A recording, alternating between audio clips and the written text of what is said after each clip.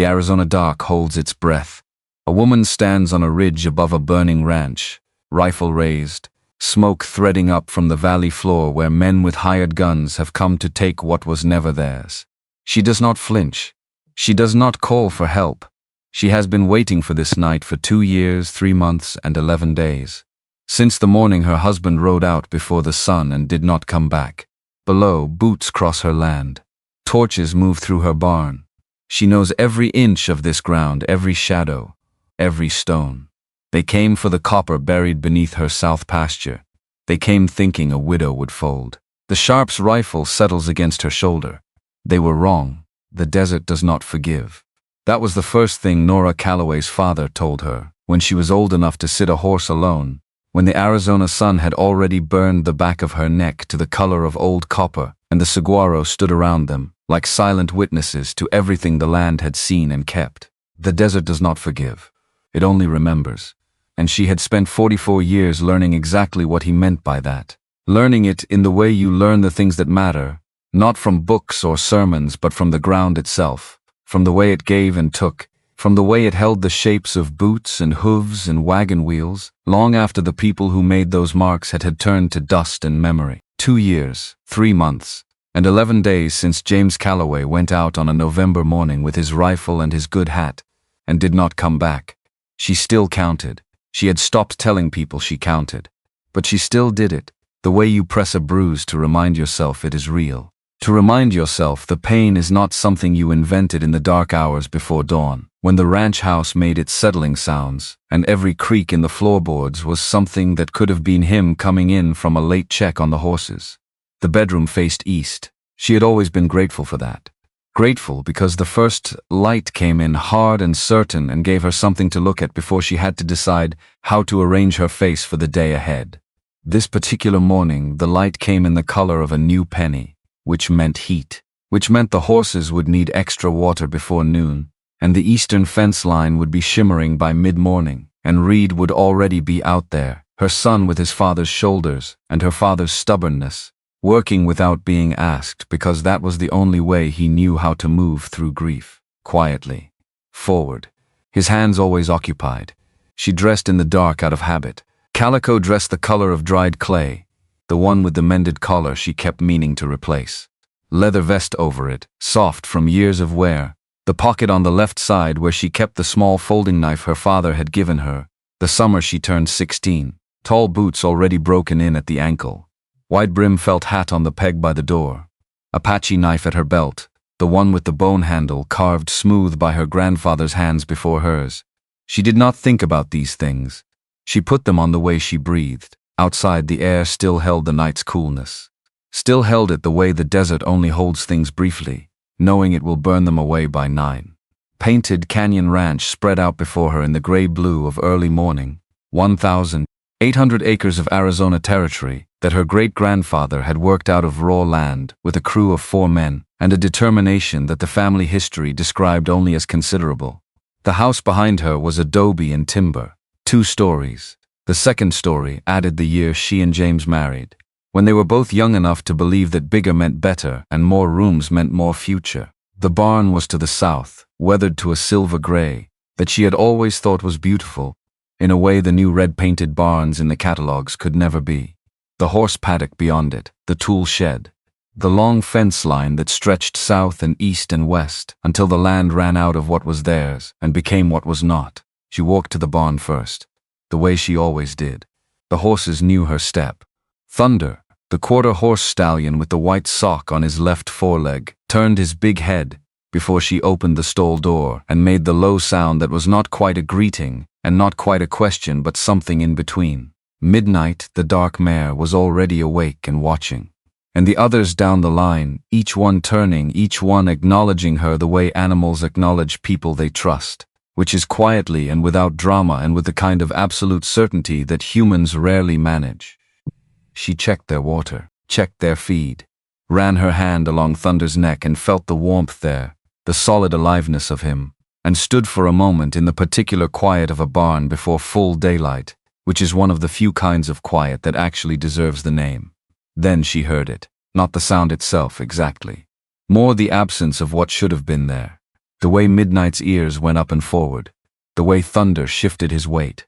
Animals hear trouble before it makes a sound, and she had learned to read them the way her father taught her to read the sky, the way her grandfather had taught her father, back through the generations until you got to people who had no choice but to read the world correctly or not survive it. She was back out of the barn in 4 steps. The south paddock gate was open. Open was not the word. Exactly. It had been broken. The wood of the latch post was splintered in a way that said force rather than accident, said hands rather than wind, said intent rather than chance. And beyond the gate, in the pale morning light, 2 shapes moving. 2 riders. 2 horses that were not their horses being ridden by people who were moving with the particular urgency of people who believed they were not being watched. Midnight Storm. The dark stallion worth more than most men made in 3 years. Moving between them at a pace that said he was being led, not following willingly. She did not shout. She did not run back for help. She went to Thunder's stall, had the bridle on in 30 seconds because she had done it 10,000 times and her hands knew the buckles in the dark, and she was up and moving before the thought of caution had time to form itself into a full objection. The riders were pushing south toward Devil's Notch, the narrow ravine that cut through the red rock formations at the edge of the property and opened onto the old wagon road beyond. She knew that road. She knew every road out here. She knew the land the way she knew her own hands, the way she knew the sound of her son's voice when he was lying about something, and the sound when he was not. And she knew a better way to Devil's Notch than the one they were taking. She turned Thunder hard right, up the game trail that climbed the eastern face of the ridge. It was not a trail most people would use. Steep enough that a horse had to want it. Narrow enough that the rocks brushed your boots on both sides. But Thunder wanted it because Thunder trusted her, which was the entirety of what she needed from him. At the top of the ridge, the light broke wide open. That first full moment of Arizona sunrise that was almost violent in its beauty. Gold and amber spreading across the canyon like something being poured. She could see them below, still threading through the narrow section of the ravine, unaware of her. She could see where the ravine bent around the far rock face and opened into the wider stretch before Devil's Notch proper. She was already moving down the far side of the ridge before they reached the bend. When they came around it, she was there. Thunder stood sideways across the trail. The Winchester rested across the saddle in front of her. Easy, the way you hold something you are accustomed to holding. The morning light was behind her, which was not an accident. She had positioned herself so the sun came from over her right shoulder and fell directly into their eyes. The larger of the 2 men pulled up hard. His horse skittered sideways. He was broad through the chest, bearded, wearing a canvas color of old dust. A scar cut through his right eyebrow, white against the weathered skin, old enough to be a story he had stopped telling. The second man was younger, thinner, with a flat crown hat, pulled low and eyes that went immediately to the rifle before they went to her face. That's far enough. Her voice was level, not loud. Loud was for people who needed to prove something. That horse belongs to this ranch. The bearded man spat to one side. Get out of the road, woman. We don't want trouble. You broke my paddock gate before sunrise. You already found it. A moment. The kind of moment where everything is still deciding what it will be. Then her right hand moved, not toward the rifle, to the coiled rope at her saddle horn, which was already loose. Already ready, because she had loosened it on the way up the ridge when her hands needed something to do, while her mind was working out angles and distances. The loop left her hand in a single clean arc and dropped over the larger man's shoulders before he registered what she had thrown. She pulled. He came off his horse sideways and hit the ground hard enough to knock the breath from him.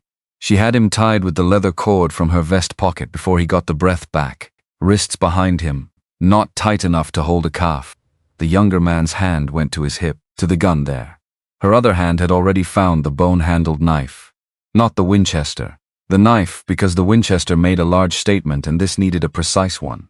It covered the distance between her hand and the back of his gun hand in less than a second, the blade turning flat, the weight of it finding his knuckles in a way that made him yell and made him let go. The knife had not cut him.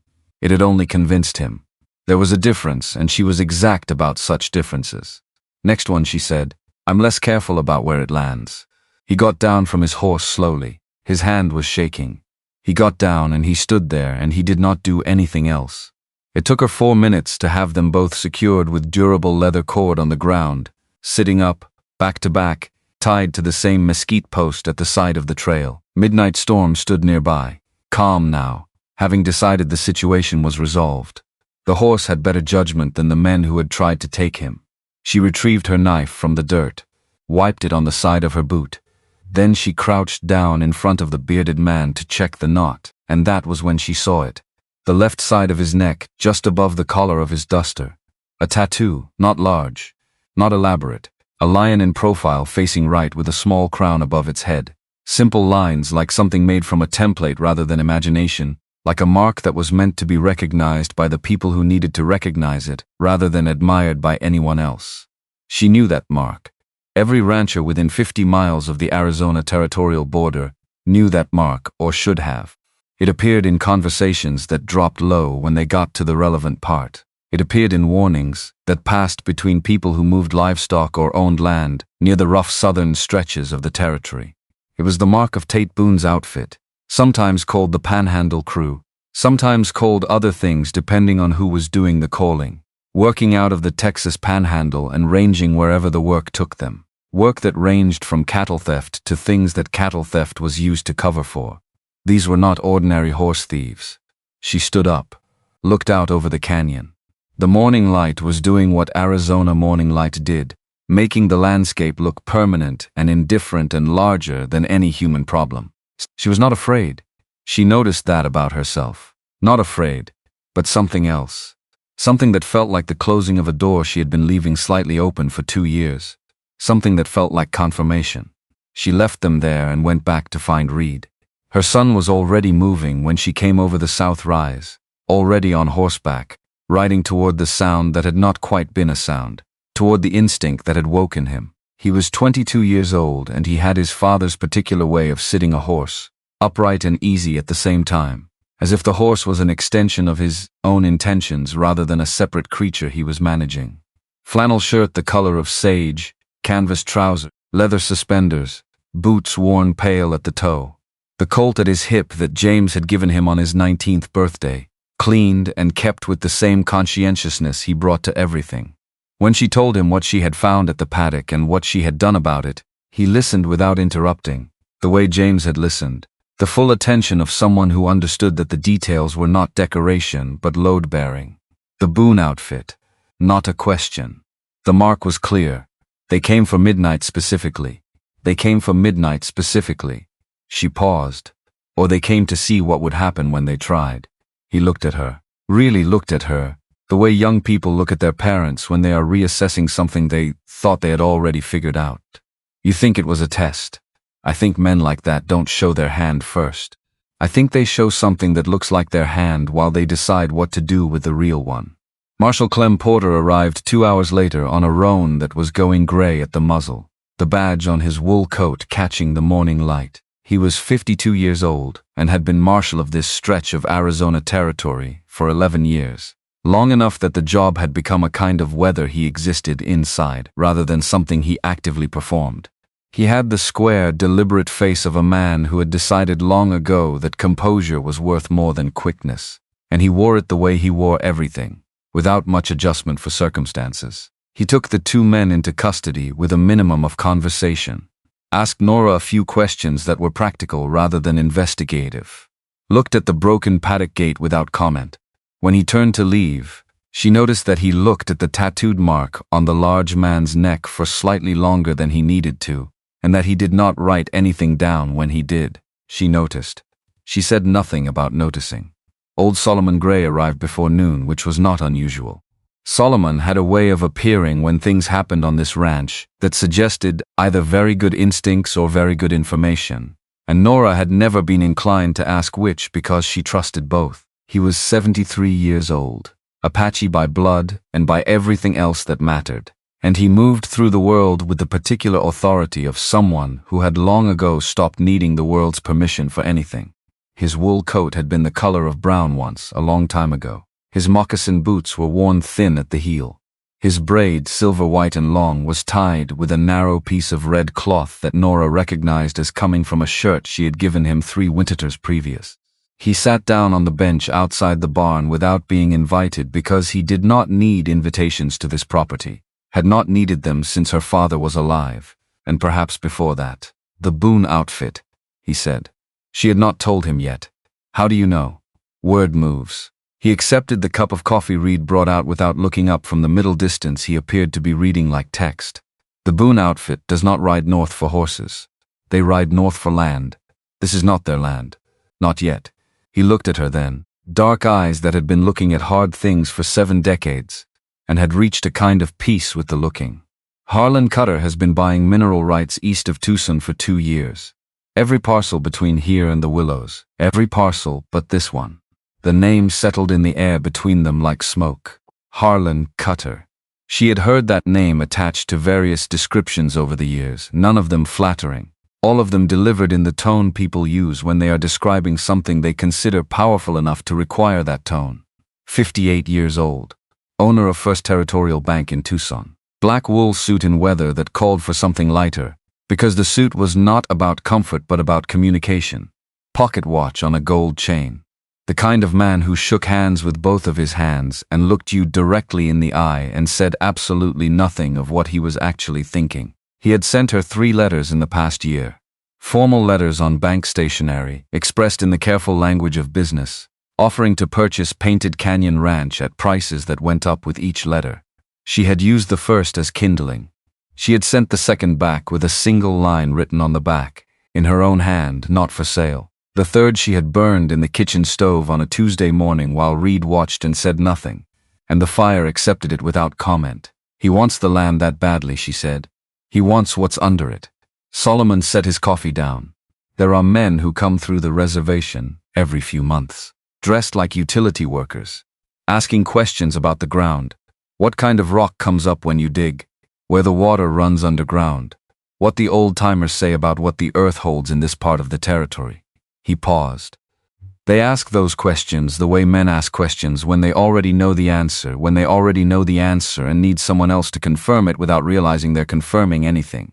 She thought about her grandfather, about walking with him along the south pasture fence when she was young enough that the fence posts seemed very tall, and him stopping sometimes and crouching down and pressing his palm flat against the ground, not saying anything, just listening in the way he listened to things, with his whole body rather than just his ears. She thought about James, about the way he had ridden the fence line twice a month without fail every month for 15 years, about the way he had started going out longer in the last year of his life, coming back later, quieter.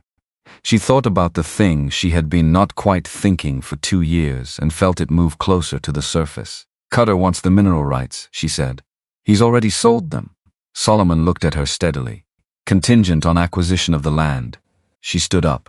The canyon stretched below her, red and enormous and ancient, and hers. Hers in the way that the word is insufficient for what she meant. Hers not as possession but as belonging. The land and her belonging to each other, in the way she had never been able to explain to anyone who had not grown up with their hands in the same dirt their grandparents had worked. James knew, she said.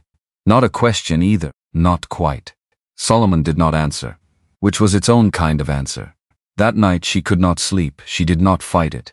She lay in the darkness of the east-facing bedroom for an hour, and then she got up and pulled on her boots and vest and hat and went downstairs, past the kitchen where the banked coals in the stove still gave off the smell of the pine she had added before bed, past the parlor with the 2 good chairs and the rug she and James had bought from the catalog the year Reed was born, past the framed photograph on the mantel of the 2 of them outside the barn in the summer of 1878, squinting against the sun, James with his hand raised to shade his eyes, her with her hat already pulled low, both of them younger than Reed was now. She stopped at the door to the office. She had not gone in since the January after James died.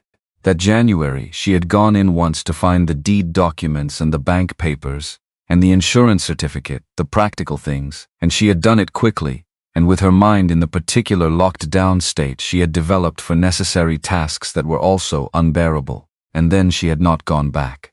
The door opened on the same small squeak it had always had, the one James had meant to fix for 15 years and never quite got around to. The smell of the room was him, still, in the way smells last longer than you expect them to. leather and ink, and the particular dry paper smell of old records and the faint underlayer of the pipe tobacco he had given up the year before he died on the advice of a Tucson doctor, but that had never fully left the wood of the walls. His desk, his chair, the shelf of ranch records in their cardboard folders, the window that faced south, toward the pasture, and beyond that toward the darker mass of the hills that ran along the southern boundary of the property. His coffee cup was still on the desk. She had known it was there. She had known since January.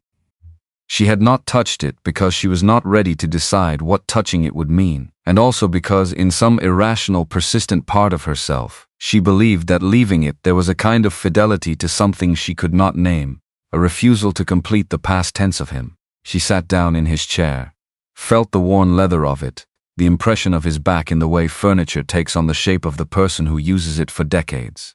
She sat very still and let the room be what it was for a minute, which was the most him-shaped space left in the world. Then she started going through the drawers. She was looking for anything. She did not know exactly what anything meant, which was the honest truth of it. She went through the ranch ledgers, and the fence repair records, and the old letters from suppliers, and the water rights documentation, and the property survey from 1869, and the livestock records going back 20 years. She read without reading, scanning for something that stood out, some difference in the handwriting or some entry that did not belong. In the bottom drawer, behind the insurance folder, her hand found a gap. She had not known it was there. Had not known because she had never had reason to press against the back of the drawer, to find where the wood did not quite sit flush, to notice that the seam between the bottom panel and the back panel of the drawer was slightly wider than it should have been. She pressed.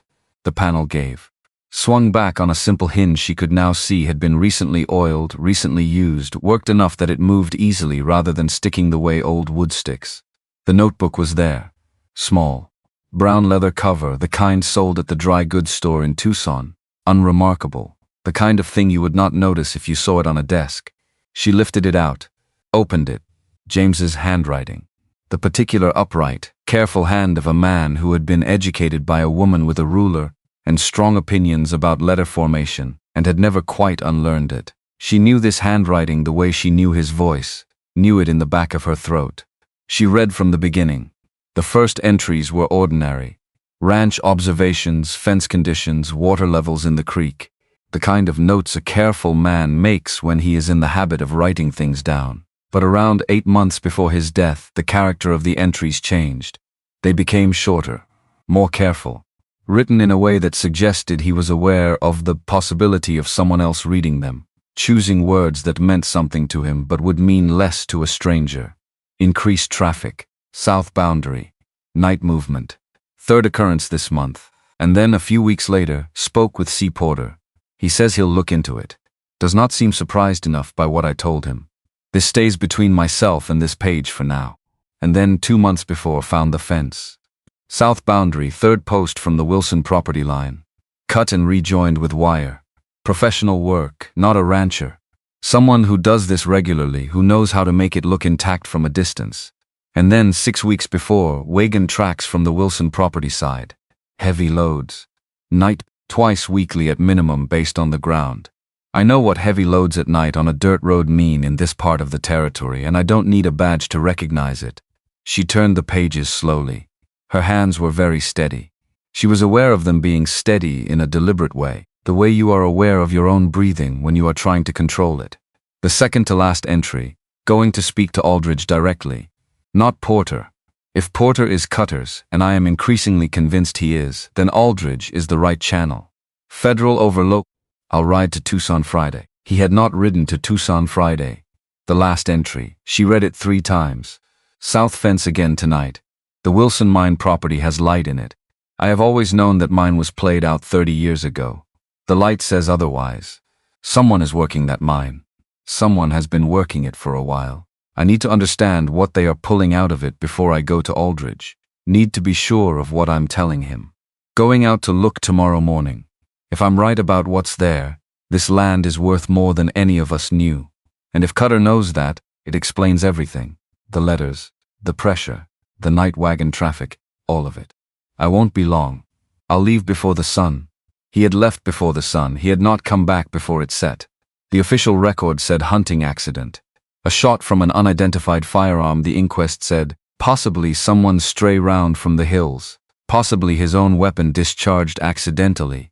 The investigation was inconclusive. The inconclusive findings were filed, and the filing was complete, and the completeness of the filing was supposed to constitute resolution. She had never believed it. She had not let herself stop not believing it for 2 years, 3 months and 11 days. Because to stop not believing it was to accept that the people responsible for making it right were either incapable or complicit, and she was not ready for what that acceptance would require of her. She understood now, sitting in James's chair in James's office at 2 in the morning with his last words in her hands, ready. She did not cry. She had done her crying, had done it thoroughly and privately in the first weeks, the kind of grief that is also physical, that lives in the chest and the shoulders and the hollow behind the sternum. She had come through it the way you come through weather. She was through it. What she was sitting with now was something else, colder, cleaner, more purposeful. She read the entry one more time. Then she closed the notebook and held it in both hands, in her lap in the dark office that smelled of him, and she sat with the weight of what she now understood. James had found something. James had been going to act on it. James had been killed before he could. And the man who had been his contact when he first noticed the suspicious activity, the man he had trusted and then stopped trusting, the man whose name appeared in this notebook more than once, was Clem Porter, who had arrived this morning with his badge and his roan horse and his deliberate face, and had looked at the mark on the thief's neck for exactly 1 second too long. Outside, the desert night was doing what it did, holding its heat just barely against the cooling dark, the stars overhead extraordinary in the way they were only visible in places with no competing light, which was most of what Arizona Territory still was, thank God, vast and dark and indifferent and old. She pressed the notebook against her chest, just for a moment, as if the contact meant something. Then she stood up, and she went to the gun cabinet in the parlor, and she unlocked it, and she took out the Winchester and the Sharps rifle that had been James's before it was hers, and before that had been her father's, the big-bore long gun with the octagonal barrel and the walnut stock that was worn smooth at the grip from decades of hands. She set them both on the kitchen table. She went to the larder and took down the ammunition tins. She sat down at the kitchen table at 2 in the morning with the guns and the ammunition and the notebook that held her husband's last words, and she began to think about what came next. Not what she wanted. Not what was fair. What came next? Reed found her there at 4. He came downstairs without surprise, which told her he had heard her moving around and had chosen to give her the time. He looked at the table, looked at her, sat down across from her without being asked. She told him. All of it. The notebook, the entries, the Wilson mine, Porter's name, what she understood now about why the Boone outfit had shown up this morning, and what they were likely to show up for next. He listened the way he always listened. When she finished, he was quiet for a moment, his hands flat on the table, his father's hands. He knew, said simply, without accusation, without drama, just the weight of it. He knew, and he was trying to handle it carefully. He was trying to be sure before he went to the federal marshal, and Cutter found out he was about to. That's what the timing says. Reed looked at his hands, at the table, at some point in the middle distance that was actually the past, the hunting accident inquest. Porter was one of the witnesses. She had not known that. She felt it land with the small, sickening precision of a piece, fitting into a puzzle you had been hoping would not take that shape. I didn't know you knew about the inquest. I read everything I could find. A year ago. I didn't tell you because he stopped. Started again. I didn't know what to do with what I found, and I didn't want to give you a weight I couldn't help you carry. She looked at her son, at the 22-year-old man who had been deciding, apparently for a full year, what to bring her and what to carry alone. James would have done the same thing. The realization moved through her quietly. From now on, she said, we carry things together. He nodded. Once. The way his father had nodded. Outside, the sky was beginning to shift from black to the dark blue that preceded the first gray, and the birds that lived in the mesquite along the east fence were beginning the preliminary stages of their morning conversation. Another day arriving in Arizona Territory. The land already warm from the day before, holding its heat the way it held everything, long and close and without apology. She picked up the Winchester, checked it, set it down. She was not afraid of what was coming. She was not prepared to pretend she knew what was coming.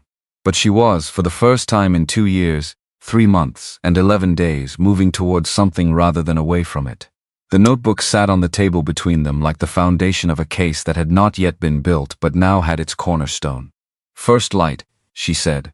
"I'm going to look at the south fence line. I'm coming with you." "No," she looked at him steadily. "If I'm right about what's been happening down there, I don't want us both visible at the same time. You stay on the property. You keep your eyes on the approaches from the Tucson Road and the Wilson boundary. If anyone comes while I'm out, you don't open that door without the bar across it." He started to object.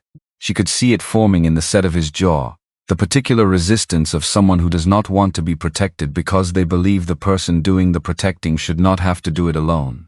Reed. Just the name. Just the way she said it. He exhaled, nodded. She stood up and refilled her coffee from the pot, and stood at the kitchen window watching the darkness lighten by degrees, watching her land come back into itself from the dark, the barn and the paddock and the long south fence that now meant something it had not meant yesterday morning, or rather meant something it had always meant, but that she had not known yet. James had pressed his palm against this ground and felt something in it, had ridden its boundaries faithfully for 15 years, and noticed when something changed. Had followed the thread of that change toward the truth of it, and had not lived to reach the end. She intended to reach the end. The first true light came in over the eastern ridge, gold and absolute, filling the canyon with the violent ordinary beauty of another Arizona morning. Painted Canyon Ranch held its ground under it, the way it had held its ground under every morning for 4 generations. Immovable, particular, blood-soaked in the best sense of that phrase.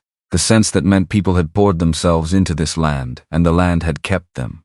She picked up the notebook, tucked it inside her vest, against her left side where she would feel it when she breathed. She pulled her hat down and went out into the light. She rode out before the heat settled in. 5 miles to the south fence, across terrain she could have crossed blind, across the dry wash that ran with water 3 weeks a year and lay cracked and pale the rest of it, across the stretch of creosote flat where the bushes grew in their spaced-out way that always looked deliberate, as if the land had made choices about where things should stand. Thunder moved at a working trot, ears forward, reading the ground. The morning air still carried its brief coolness. By the time she reached the first marker post, the sun was fully up and beginning to mean something. She did not go straight to the fence. She circled first, wide, the way her grandfather had taught her to approach anything you needed to look at, honestly. Come at it from the side, from the angle it does not expect. Let your eyes find what they find, rather than looking for what you already believe is there. She came at the south fence from the east, riding parallel to it at a distance of 200 yards, watching the ground between her and the fence line rather than the fence itself. The wagon tracks were there, plain as a road once you knew to look for them. Not fresh from last night, but not old either, maybe 3 days. The edges of the impression still sharp rather than crumbled. Heavy wagon, double axle, the kind used for freight rather than ranching. The kind of weight that said the load was substantial. The tracks ran parallel to the fence for 100 yards before angling south toward the fence line itself, toward a particular section of posts she had ridden past 100 times without stopping. She stopped now, dismounted, looped Thunder's reins over a mesquite branch, went to the fence on foot. The post was the third from the corner marker, just as James had written. From 10 yards away it looked like every other post on this fence, weathered gray wood, wire strung taut and even. From 3 yards she saw the wire was not the same color as the wire on either side of it. Slightly brighter, slightly newer, the kind of difference you would not register without looking for it.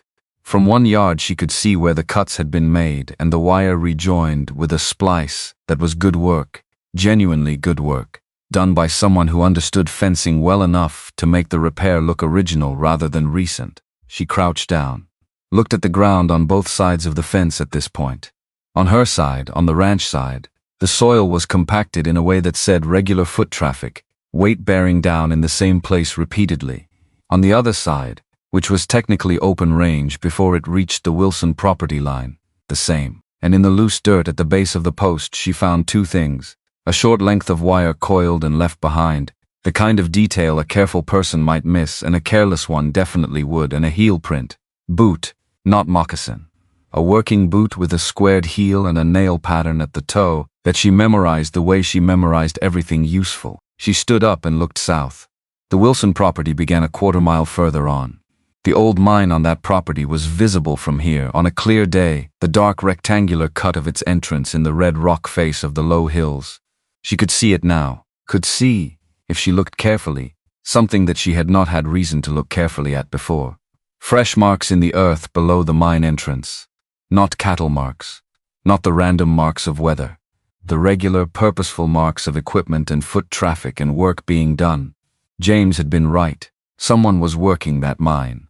And whatever they were moving from it came through the cut in her fence, across her land, and out the other side toward the Tucson road. Her land was a corridor. Her land was a route. And her husband had been killed for noticing it. She was back on Thunder and moving before the thought was fully formed, turning north, heading back toward the ranch at a pace that said something had changed. Because something had changed, not in what existed, that had existed for months or years, but in what she understood about it, and understanding is its own kind of event, its own kind of irreversible. She was 2 miles from the ranch house when she heard the second set of hooves, not behind her, to the west, matching her pace without intending to be noticed, which was the thing that made her notice. She did not change her speed, did not look directly west. Let her peripheral vision do the work while her face stayed forward, calm, unhurried. After another quarter mile she turned naturally, the way a rider turns to check the land, and she saw the horse and rider at the crest of the western rise. The rider was not Reed. The horse was Dark Bay, not one of theirs.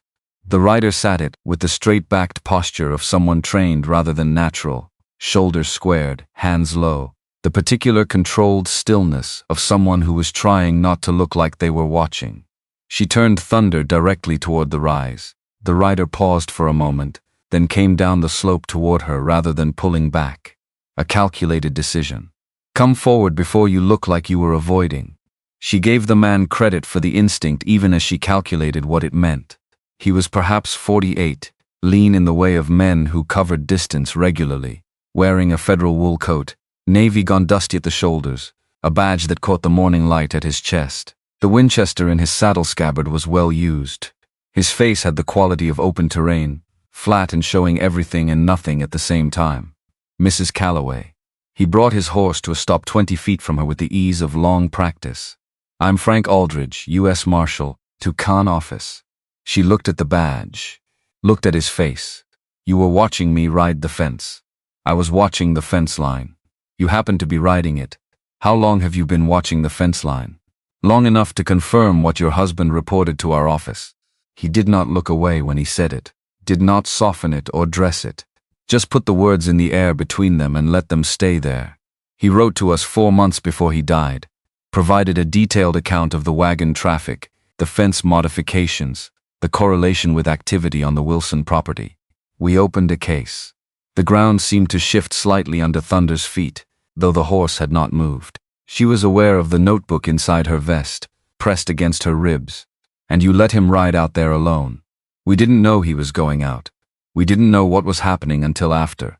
Something moved in his face, brief and suppressed but real. I am sorry for that, Mrs. Calloway. I have been sorry for it for over 2 years. She looked at him for a long moment.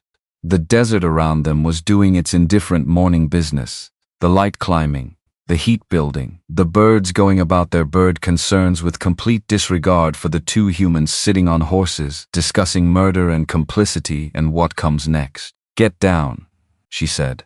I'll make coffee. He got down. They sat at the kitchen table where she had sat at 4 a.m. with the guns and the ammunition, and Reed across from her with his father's hands flat on the wood. Reed was not in the kitchen now. He was on the roof of the barn with a clear view of both approach roads, which was where she had sent him before she rode out, because 2 years of grief had not made her careless, and if anything had sharpened her instinct for what needed covering. Aldridge drank his coffee without complaint about its strength, which was considerable. He laid out what the federal investigation had established over the past 2 years, with the particular precision of a man who kept things in order in his mind because disorder was a professional liability. The Boone outfit, he confirmed, was operating under contract, not running their own enterprise. providing muscle and logistics for someone with a larger plan and the money to fund it. The wagon traffic across her south fence had been confirmed on 4 separate occasions by federal observers, always at night, always involving cargo that was too heavy for livestock and too carefully handled for grain or dry goods. The Wilson mine had been surveyed 18 months ago by an outfit from back east using papers that named them as a geological assessment company, and that Aldridge had since determined were fraudulent. "The mine is producing," she said. "Not a question, copper. The deposit runs south and east under the Wilson property and extends under your south pasture.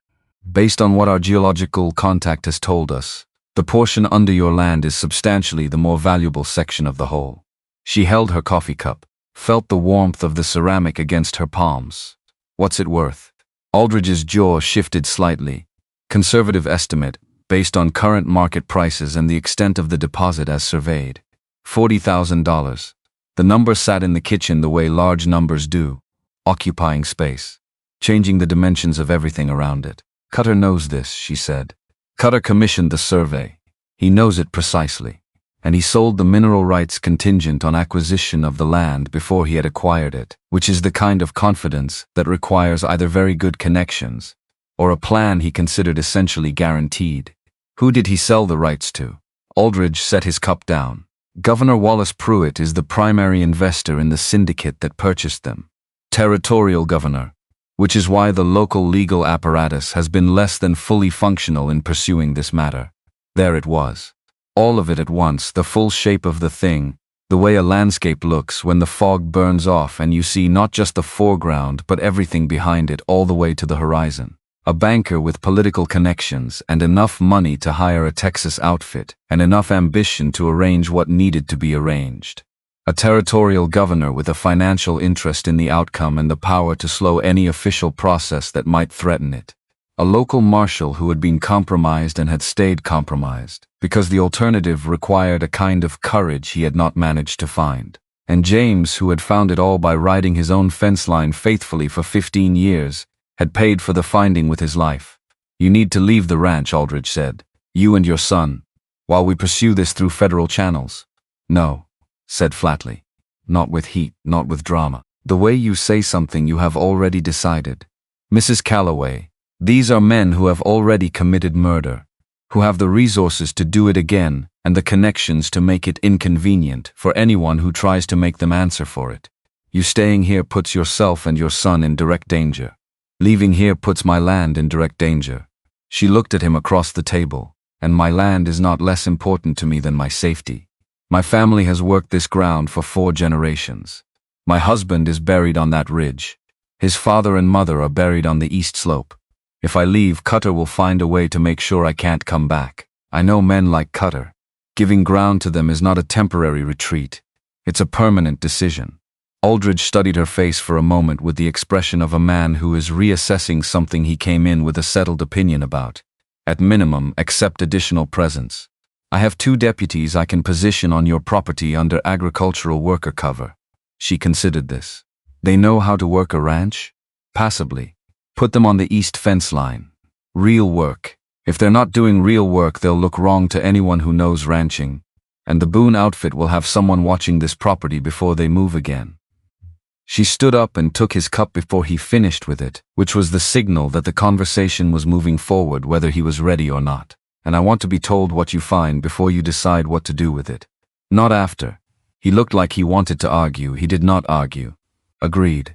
He left before noon, heading back toward Tucson on the dark bay, and she stood on the porch and watched him go and thought about the geometry of trust, about how little of it she had to work with, and how carefully she would need to place what there was. Solomon came that evening, without being asked, which was how Solomon came to things.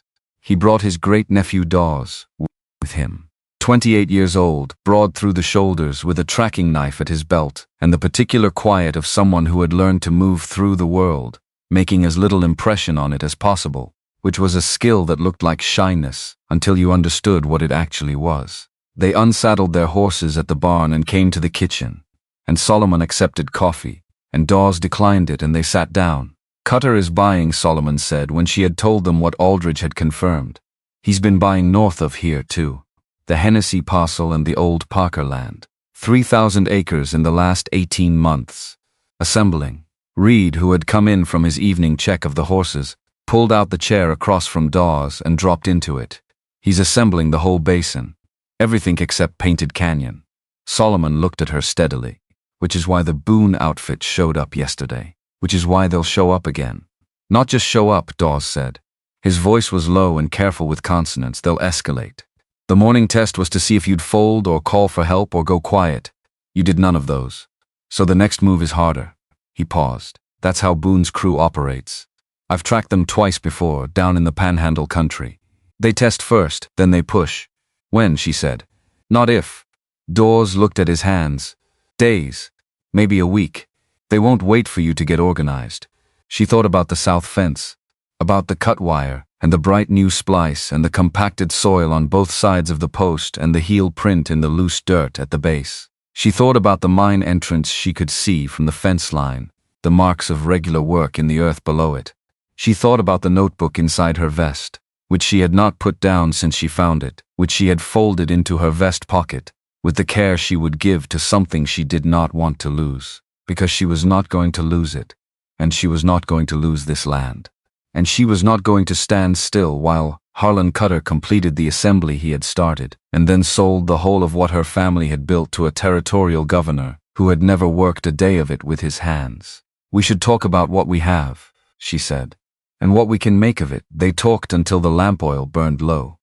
Solomon spread his knowledge of the terrain, the draws and gullies and rock formations that Dawes had spent years learning to use. The ways that a small number of people who understood the ground could make themselves effective against a larger number who did not. Dawes sketched positions in the air with his hands, and then on a piece of paper she gave him, rough diagrams of approaches and sightlines and the natural choke points where the ranch's geography became an ally. Reed contributed what he knew about the fence lines and the water sources and the approaches from the Tucson Road, which he had been memorizing with new intent, ever since she had told him at 4 a.m. what she understood.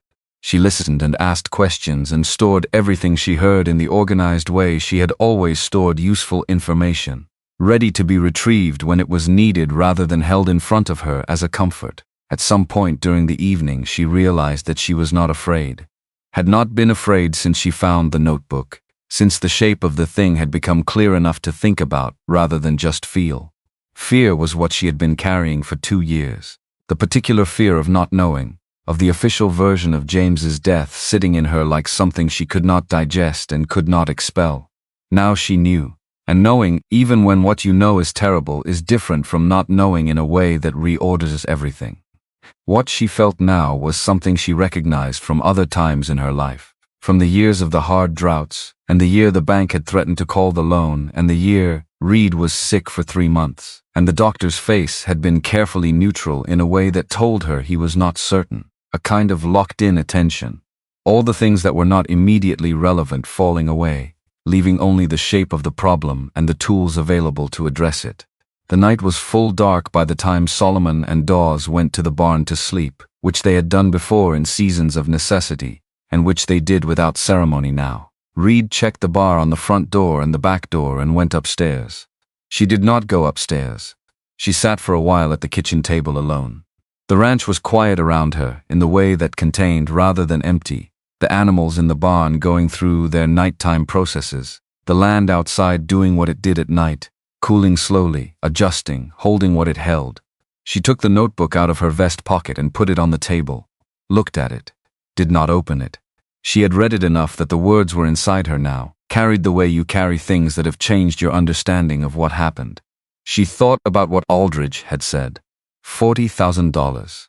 The number was large enough to explain everything, to explain Cutter's patience, and his ruthlessness, and his willingness to put a governor's name on a fraudulent mineral rights transaction, and hire a Texas outfit and arrange a hunting accident that ended a man's life, large enough to explain all of it. But it was her number. Her land's number. Whatever lay under the south pasture lay under it because the ground was what it was, because the geology ran the way it ran, because 4 generations of her family had worked this specific earth rather than some other earth. If there was wealth under Painted Canyon Ranch, it was Painted Canyon Ranch's wealth, not Cutter's. She was not going to let Cutter have it. The sound came just after midnight. Not a loud sound. That was the first thing. Something that the night absorbed rather than announced. A scrape, and then a shift in the air, the way the air shifts when something that was still is now in motion. The horses would hear it before she could, and she listened for them, for any change in the barn sounds. And there it was, the faint shift in midnight's movements that said the dark mare had noticed something. She was up from the table before the thought was complete. Winchester in her hand, hat on her head, boots already on because she had not taken them off. She went to the south window first, not the door. Looked out through the glass at the barn and the paddock and the stretch of ground between the house and the south fence. 3 shapes. Moving toward the barn from the south, staying low, using the shadow of the fence line and then the shadow of the equipment shed. They were not moving fast. Would you treat them with kindness? They were moving with the patience of who had planned this carefully, who had scouted the approach, who knew where the lights were and where the angles were and where a person watching from the house would be likely to look. She was not watching from where they expected. She went to the back of the house, to the door that opened west toward the root cellar entrance, and she slipped out into the darkness without using the lamp. The air outside was cool and smelled of dust and creosote and the particular dry sweetness of an Arizona night that has held its heat all day and is only now beginning to give it up. She moved along the back of the house, keeping to the shadow of the wall, until she could see around the south corner toward the barn. From here she could see that the 3 figures had separated, 2 heading for the barn doors and 1 moving toward the paddock where Midnight Storm was penned. Midnight Storm again. Not a coincidence. Not a test this time. This was the message that the test had been preparing. Her right hand found the knife at her belt. The Winchester was in her left, but the Winchester was for problems she could not solve with precision, and precision was what this moment called for. She moved out from the shadow of the house wall and into the open ground between the house and the barn, moving the way Solomon had taught her to move since she was a child. Weight forward, weight controlled. Each step placed deliberately, the whole body committed to silence rather than speed. The nearest figure was 10 feet from the paddock gate when she came up behind him. She did not give him a warning. Warnings were for situations where the alternative was acceptable. She came up behind him and put the blade flat against his throat and her knee into the back of his left leg and spoke directly into his ear with a voice that was barely above breath. Don't. He went still, completely still. The stillness of a man who has just understood his situation. Hands out, she said. Palms up, he extended his hands. She could see them in the moonlight, empty, shaking slightly. How many? A demand, not a question, a pause. The blade pressed slightly. 3, he managed. Just us 3. She did not believe him, but she believed that was all he knew about. She had him down and bound with the leather cord from her vest in 40 seconds, using the knots she had used on the 2 horse thieves that morning, which felt like several years ago now. She left him face down in the dirt and moved to the barn. The 2 figures at the barn doors had heard nothing. This told her they were confident, which was a disadvantage she appreciated. She came around the south end of the barn wall and saw them clearly in the moonlight, close enough now to see that they were not the same men from the morning. Different men. Boone's outfit had more members than the 2 she had taken, which she had expected. One had his hand on the barn door latch. From the top of the barn the sound came. A single sharp knock, the back of a rifle butt against the roof boards. Reed, who was supposed to be inside the house, who was evidently not inside the house, who had apparently made his own decision about where he needed to be. Both figures at the barn door spun toward the sound, both of them looking up, neither of them looking behind. She had the nearer one before he found his footing again. The second tried to run and made it 4 steps before he hit the tripwire she had strung along the south face of the barn at ankle height 2 hours earlier, when she had still not been sure whether tonight was the night and had decided it was better to be ready than to be wrong. He went down hard on the packed earth and lay there for a moment, with the particular stillness of someone who has had the wind removed from them by the ground. She was on him before he recovered it. The whole of it, start to finish, had taken 11 minutes. Reed came down from the barn roof using the ladder at the north end, which she had not known was there, and which told her he had put it there himself, planned his position before she knew he was planning anything. He dropped into the paddock, checked on Midnight Storm, who was agitated but unharmed, and came around to where she stood over the second bound figure.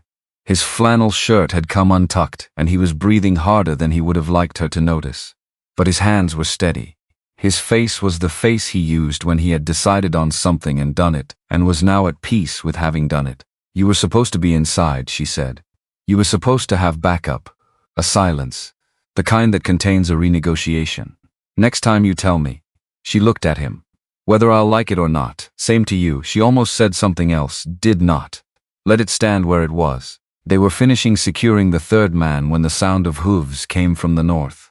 Not the measured approach of someone coming in quietly. A horse being ridden hard, directly. Coming from the direction of the Tucson road, coming fast. She was on her feet with the Winchester up before she identified the horse. But she identified it fast. The roan going gray at the muzzle. Clem Porter riding his horse hard in the middle of the night toward a ranch where 3 members of the Boone outfit were currently tied up in the dirt. She did not lower the Winchester. Porter pulled up 50 feet from where she stood and took in the scene in the way people take in things they did not expect to find. The 3 bound figures. Her with the rifle. Reed beside her. The barn undamaged. The paddock holding its horses. Nora. His voice came out differently than she had ever heard it. Stripped of the deliberate composure. Just the man underneath. And the man underneath was not managing well.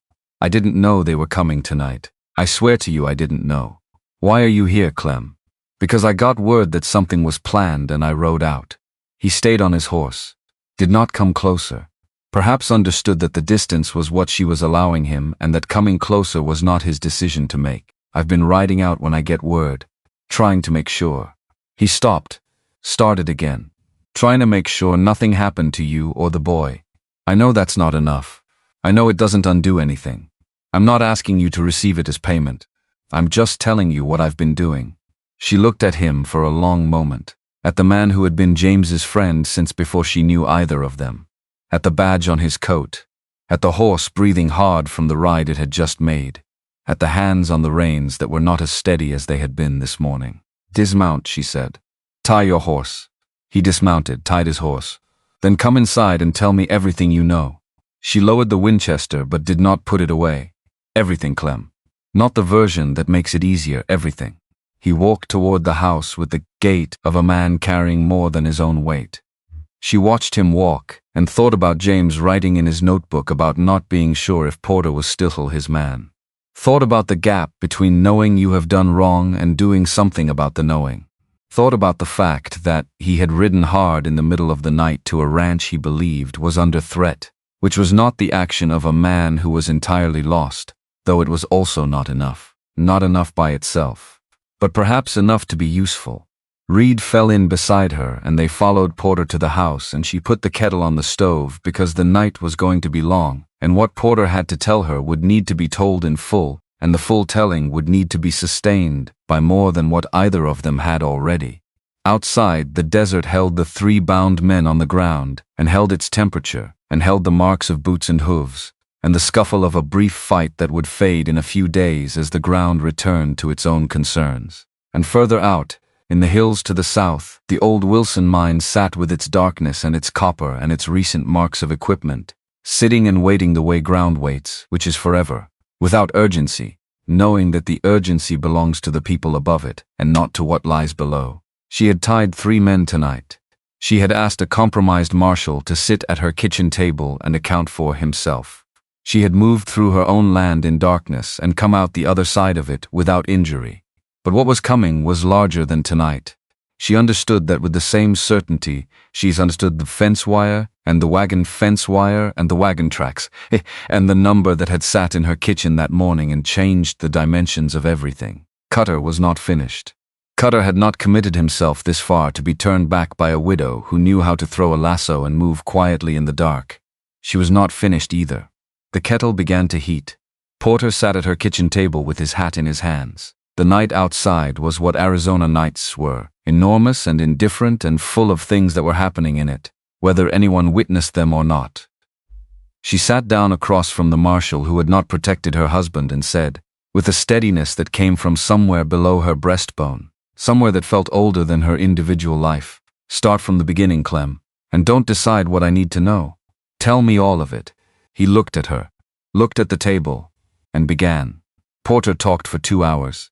He talked with his hat still in his hands and the coffee going cold in front of him and the lamp burning down between them on the kitchen table. And he did not once try to make himself sound better than he was, which was the only thing she had asked of him and the thing that cost him the most. She could see it costing him. The careful man's composure, the deliberate face she had known for 15 years, cracking along seams she had not known were there because she had not known to look for them before tonight. It had started 3 years ago. Cutter had come to him privately, not at the office, at the saloon in Tucson on a Tuesday evening when the place was quiet, and the timing said the choice of venue was deliberate. He had laid out what he knew about Porter's gambling debts from the bad year after his wife left, had laid it out without malice, almost administratively, the way a banker discusses numbers. He had asked for nothing that first meeting. He had simply let Porter understand the shape of what he was holding. The second meeting 2 weeks later, Cutter had made his proposal. Not running operations. Not facilitating violence. Just routing. Just making sure that on certain nights, patrols went east when they might have gone south. That certain complaints were logged slowly. That the machinery of the law, which moved at its own pace regardless, moved at a slightly more accommodating pace on specific matters. Simple, Cutter had called it. Low risk. Well compensated. Porter had said no that second time. He repeated this with a steadiness that she believed, because it was the kind of detail a man trying to minimize himself would leave out. He had said no, and Cutter had nodded and thanked him for his time and left. And 2 days later, a letter had arrived at the office addressed to the territorial court documenting Porter's gambling debts in full, unsigned, with a note attached that said simply, "Filed pending." The threat did not need explaining. Porter had understood it the way you understand a drawn gun. He had gone back to Cutter the following week, and so it started. The routing of patrols, the slow processing of certain reports, the occasional look in the other direction on a night when it needed to be looked in. He told himself it was contained. He told himself nobody was being hurt. He was a man who had a particular talent for the story that made his choices livable, and he had exercised that talent thoroughly for nearly 2 years. Then James Calloway had come to his office with a notebook and a careful account of tracks and cut fence wire and night movement on the south boundary of his ranch. Porter set his coffee cup down on the table with a small, precise sound. The sound of a man marking a moment. "He came to me because he trusted me," Porter said. His voice scraped down to something that was trying to be level and not quite making it. 15 years of friendship. He trusted me the way you trust someone who has been beside you through enough that you stop questioning it. She did not say anything. Let him carry the weight of his own words. I told him I would look into it. I did not look into it. I went to Cutter instead and told him that James had evidence and was moving toward the federal authorities. He stopped. The lamp threw his shadow large and still against the wall. I told myself Cutter would just redirect the wagon route, move the operation, that James would find nothing further and the matter would quiet down. A pause long enough to be its own kind of statement. I was wrong about what Cutter would do, and I have carried that being wrong every day since. Nora looked at the man across the table. She had known Clem Porter for 15 years. She had shaken his hand at her wedding. She had watched him stand at James's graveside with what she had taken for genuine grief. She now understood that the grief had been genuine. That was the complicated and terrible thing about it. The grief was real, which meant the man who had caused the death was also capable of mourning it, which meant the categories she had for people were not sufficient for what Porter actually was. "You said you found out after," she said. What Cutter had done. When? The week after the inquest. A man who worked the operation, one of the freight handlers, came to me drunk and afraid and told me what had happened. That 2 men had been sent to intercept James on the South Range. That it was supposed to be a warning only. A confrontation. That something had gone differently than planned. Porter's hands tightened on the hat brim. I have never been able to determine whether Cutter ordered what happened or whether it escalated beyond what he intended. I don't know if that distinction matters. It doesn't, she said. And then, after a moment, not to me. She stood up, moved to the window. The ranch outside was quiet. The 3 bound men still on the ground near the barn, where she and Reed had left them. The stars overhead doing what stars do, which is persist without caring whether you look at them or not. "You will write down everything you have told me tonight," she said. "All of it. Every name, every date, every instruction Cutter gave you, and every compliance you gave back, you will sign it. And you will be prepared to say it again in front of Frank Aldridge and again in front of whatever court convenes. She did not turn from the window. Is that agreed? Yes, no pause, no calculation, just the word. And you understand what happens to you when you do. I expect the badge goes. I expect there are consequences. Something shifted in his voice, the sound of a man who has reached the end of a burden he has been carrying too long and found that setting it down, even into consequences, was lighter than holding it. I expect there should be. She turned from the window, looked at him across the room. James knew things were worth fighting for even when fighting them cost something, she said. He was going to do this. He was going to pay whatever it cost and do it anyway. You can do it now. It doesn't give him back. But it's the right direction. Porter nodded once with the entirety of himself and said nothing more. The morning arrived the way Arizona mornings arrived when you had not slept, which was suddenly and without sympathy. She was in the yard at 5:30, working through the animal care that structured every day regardless of what the night had been, because the horses required water and feeding independent of what the humans around them were managing or failing to manage, and that reliability was one of the things she valued most about animals. They did not adjust their needs to your circumstances. Aldridge arrived at 8, with 2 deputies who did not look like ranch hands but were at least wearing the right clothes, canvas and leather and worn boots, and she set them to work on the east fence line and watched them from the paddock for 20 minutes and decided they would pass a casual inspection if no one looked closely. She gave Aldridge the 3 men from the previous night, and she gave him Porter's signed statement, which Porter had written at the kitchen table by lamplight, while Reed slept in the chair by the stove, and she sat across watching to make sure he did not edit himself.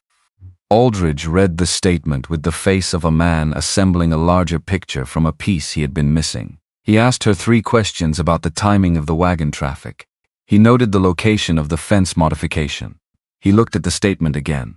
"This is enough to move on Cutter," he said. "Not yet enough to move on Pruitt. We'll need something more direct on the governor's involvement." "The mine," she said. "Whatever documentation Cutter has been keeping about the operation there, the production records, the survey results, the correspondence with Pruitt about the mineral rights transaction. That's where the direct connection will be. We can't access the mine without proper legal standing. Not with Pruitt in the picture." "I know," she looked at him steadily. "I can." Aldridge opened his mouth, closed it, looked at her with the expression she was becoming familiar with, the reassessment expression. "Mrs. Calloway, it's my land the mine road runs across. I have cause to inspect activity on my property boundary. If what I find in the course of that inspection happens to include documentation left at the mine entrance or in the vicinity, that documentation was found on or adjacent to my land and I picked it up." She watched his face process this. "I'm not suggesting you instruct me to do anything, I'm telling you what I'm going to do." A silence. A long one. "If you encounter anyone at the mine," Aldridge said carefully, "you are to withdraw immediately and come to me." "Of course." She said it easily. She meant part of it. She and Reed rode out to the Wilson mine property in the late morning, taking the long way, the route that came at them from the north along the ridge line, rather than across the south fence, which gave them higher ground and a view of the approaches. The day was building toward its full heat, the sky gone from morning blue to the paler, harder shade that said the temperature would be serious by noon. The mine entrance was as she had seen it from the fence line, a rectangular cut in the red rock face, shored with old timber that had been supplemented with newer posts in the past year or 2. The supplementation visible if you knew what old timber looked like against new. The chain-link fence Cutter's men had put up across the entrance was padlocked with a new lock. The signage on it named a geological assessment company she had never heard of and gave no address. She studied the ground around the entrance. The marks of equipment and foot traffic she had seen from a distance were more specific up close. Or drag marks in the dirt, the distinctive parallel lines left by heavy loads being moved along the ground rather than carried. Boot prints from multiple people, overlapping in a way that said regular use over weeks rather than a single event. Tailing piles to the east of the entrance. Fresh rock broken and piled, the copper-green oxidation on the newly exposed surfaces bright in the morning light. They were not done with this mine. They had not played it out. They were producing copper from it actively. moving it across her land to the road, and had been for long enough to have established the whole infrastructure of doing it quietly. Reed crouched at the base of the fence near the east side of the entrance. He was looking at something in the dirt that she had not yet seen. When she came to him, he pointed without touching. A piece of paper, folded twice, lodged against the base of the fence post as if it had been caught there by the wind. The kind of document that someone carried and dropped without knowing. She picked it up, unfolded it. It was a bill of lading, handwritten, dated 4 days ago. It documented a transfer of copper ore, listed by weight and grade, from a point of origin identified only as WP, which she understood immediately to stand for Wilson Property, to a transfer point on the old Cutter Road north of Tucson. The receiver's name at the top of the bill was Harold Fitch, which she did not recognize. But at the bottom, in a different hand, a notation. Approved by H.C. per Gov's standing order. H.C. Harlan Cutter. Gov. Governor. It was not everything, but it was a link. A specific operational document tying the mine's output to Cutter and to a standing arrangement with the governor's office that had authorized it. The kind of document that Aldridge had said they needed. Not identical to what he had described, but made of the same material. She folded it carefully, put it inside her vest against the notebook. Then she straightened and looked at the mine entrance and said to the darkness inside it, and to Cutter, wherever he was, and to whatever larger force had decided that this land and what was under it was worth her husband's life, not yours. None of this is yours. They were riding back toward the ranch when the two riders came off the south approach at a canter. Not aggressive, not threatening, but purposeful in a way that said the arrival was not accidental. Both men were in suits unsuitable for the terrain, territorial business suits, the kind worn in offices and meeting rooms, with the dust of hard riding now on them. They introduced themselves as representatives of the Southwestern Mineral Syndicate. They had the controlled courtesy of men who had been briefed on how to have this conversation. They expressed concern for her safety given recent events. They expressed their employer's continued interest in acquiring the ranch property at a price they described as generous, which they then named, and which was considerably higher than any of Cutter's 3 letters had offered. She listened to all of it. Let them finish. Then, who sent you? We represent the syndicate. Who at the syndicate gave you the price you just offered me? A pause. Mrs. Calloway, the details of our client relationships are confidential, I see. She sat thunder with her hands loose on the reins. I'll make this simple. The answer to any offer to purchase this property is no. It was no when Mr. Cutter sent letters. It is no today. It will be no tomorrow and in a year from now, and in whatever form the offer takes between now and then. The land is not for sale, and the reason it is not for sale is not price. Do you understand that distinction? The nearer man looked at her with an expression she recognized. Not anger. Something more considered than anger. The expression of a man recalculating, updating what he had been told to expect against what he was finding. There are other ways this can proceed, the farther man said. Not a threat exactly. A statement of a range of possibilities that included threatening ones. I expect there are, she said. And I expect you'll find, as others have recently, that this particular piece of ground is harder to move than it looks. She turned thunder north toward the ranch without another word and did not look back, though she tracked the sounds of their horses carefully until she was certain they were moving away rather than following. Reed rode beside her in silence for a half-mile. Then, Cutter's moving faster. He's cornered on the financial side. The rights he sold Pruitt are contingent on getting this land, and he sold them before he had them. And the people he sold them to are not patient men. She watched a red-tail hawk ride a thermal above the eastern ridge without effort, making the work of staying aloft look like rest. He'll send someone himself next. Not through intermediaries. You think he'll come here? I think he wants to see what kind of woman he's dealing with before he decides on his next move. Men like Cutter need to make that assessment personally. They don't trust other people's read of the situation. She paused. Which means we'll be face to face with him soon. And I want to be ready for that conversation. What she did not say was that she was also thinking about what ready meant when Cutter was not alone in this. When behind him was a governor's signature on a standing order, and behind that was the full weight of territorial authority that could slow or redirect or simply ignore a federal investigation if properly applied. Aldridge was federal, which gave him some insulation from territorial interference, but some was not complete, and complete was what this required. Porter was recovering in the small room off the barn that she had set up with a cot and water and clean bandaging. The wound from the previous night, a graze along his left side from Tate Boone's gun before Boone went down, was not serious in the medical sense, but it was significant in the symbolic one. The mark of the moment he had finally chosen the side he should have chosen. Before James went out alone on a November morning, she brought him his noon meal herself. Set it down on the cot beside him. He looked better than he had at dawn, the color returning, the shaking in his hands resolved. He was reading James's statement back from his own written account, checking it against something only he could check it against. The man from the freight operation, she said, still standing, not sitting. The one who came to you drunk after the inquest. Is he findable? Porter looked up, considered, possibly. He was working out of Wilcox at the time. If he's still in the territory, his testimony would support yours. It would be the difference between my word and documented corroboration. He set the papers aside. I can write out what I know of him. Description, last known situation, habits. Dawes might be able to find him. Write it. She moved toward the door. Stopped. The first time you said no to Cutter. Before the second meeting. When you still had the choice cleanly. She did not turn around. I want you to hold on to that. The fact that it existed. When you're in front of a court, it won't change the outcome much. But it's true and you should be able to say it. She did not wait for him to respond.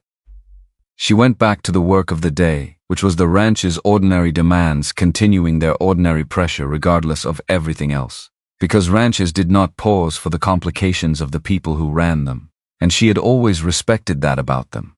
Solomon arrived in the afternoon, with Dawes and two cousins of Dawes named Wick and Hollis, who were younger and quieter and moved through the landscape with the same diminished impression as Dawes himself, as if they had been trained since childhood to take up less space than they occupied.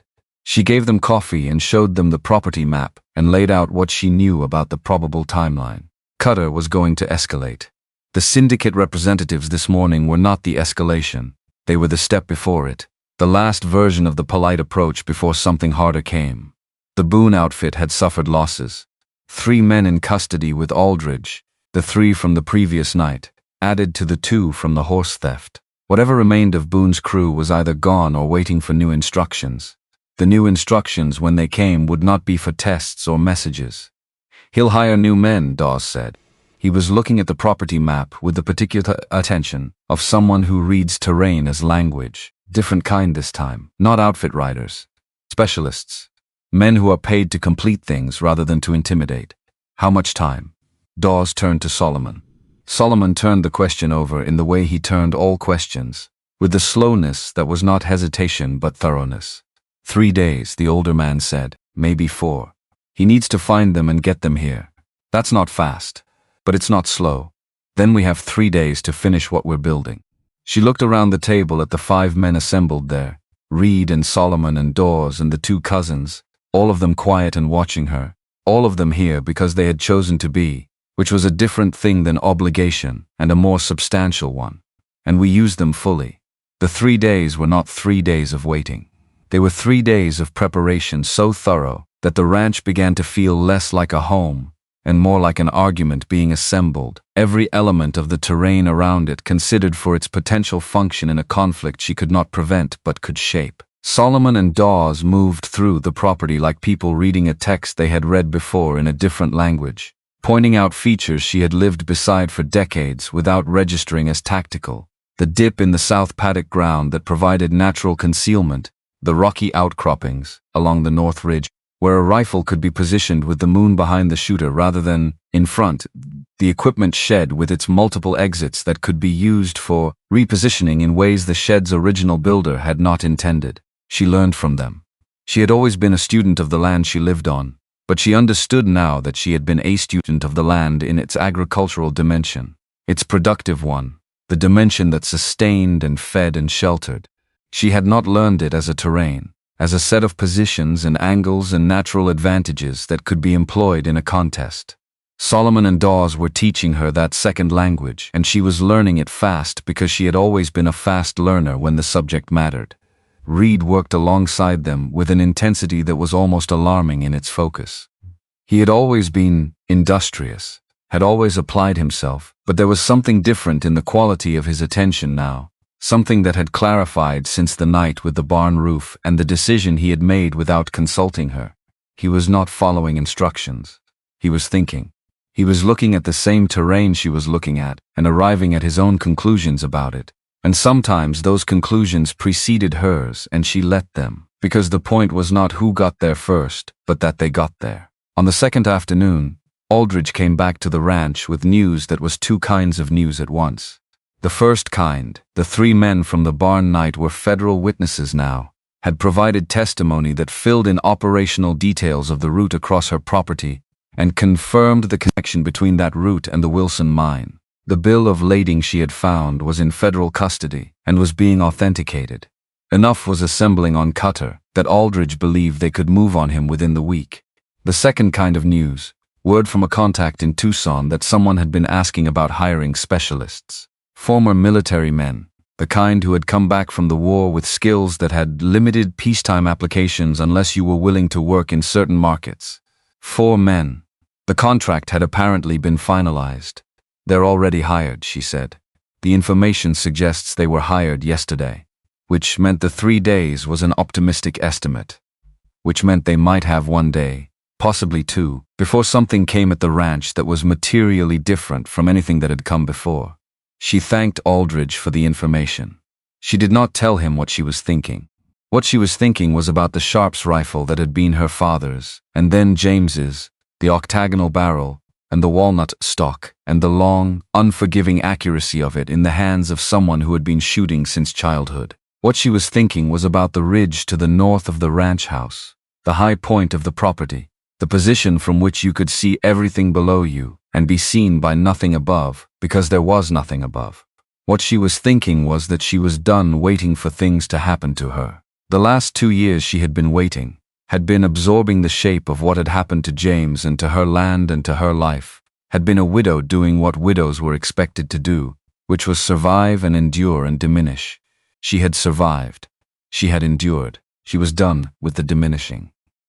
She went to the Caro lamp after dinner, and she sat at the kitchen table, and she wrote out a full account of what she knew, everything from the notebook to the bill of lading to Porter's statement to what Aldridge had told her about the specialist hires, and she put it in an envelope addressed to the federal court in Tucson, to be sent with Aldridge's next courier, so that whatever happened in the days ahead would have its record somewhere that Cutter and Pruitt could not reach. Reed came in while she was sealing the envelope and sat down across from her without asking what it was. She told him anyway. Insurance, she said. If something goes wrong, this record exists. Nothing's going to go wrong. I believe that. I'm also a rancher. A rancher insures. She looked at her son, at his father's hands on the table and her father's eyes in his face. You understand what I want from you if things get complicated tomorrow night or the night after. Stay with the plan. Don't do anything that isn't the plan. And if the plan changes, come to you first. He paused. Unless coming to you first makes things worse. She thought about it. Use your judgment, she said. But know that your judgment and your life are worth more to me than any outcome, and I need you to know that going in. He looked at her for a moment, with an expression she could not fully name, something in the neighborhood of the look he had given her when he was 7 years old and had fallen from the barn roof trying to retrieve a kite, and she had run to him across the yard with her heart in her throat. The look of someone who had frightened themselves and been caught by something larger than the fright. I know, he said. I've always known. She reached across the table and put her hand over both of his for a moment briefly, the way she had done when he was small, and it was all the comfort either of them needed. Then she stood up and she took the rifle down from the wall, and she began cleaning it with the same thoroughness she had always brought to everything that mattered, the cloth moving along the octagonal barrel in steady strokes. The mechanism checked and rechecked, the work itself a kind of preparation that went beyond the mechanical, a settling of the self into what was coming. Outside, the Arizona night was building towards something. She could feel it in the air, the way her grandfather had told her you could feel weather before it arrived. Not in any single sensation, but in the quality of everything at once. The way the land held itself slightly differently, when something significant was preparing to move across it. She cleaned the rifle until it was done.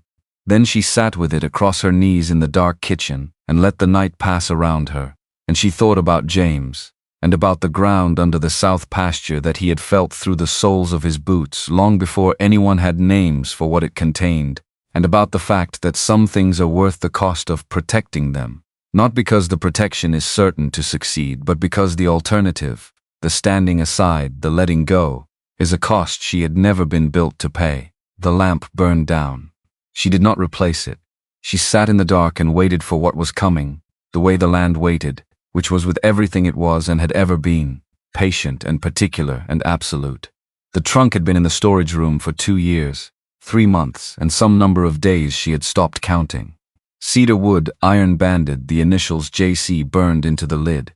She had walked past it every time she went to the storage room for wire or harness parts or the spare lamp oil kept on the shelf above it, had walked past it with the particular deliberateness of someone who has decided not to look at a thing directly, because looking directly requires a decision about what to do next, and the time for that decision has not yet arrived.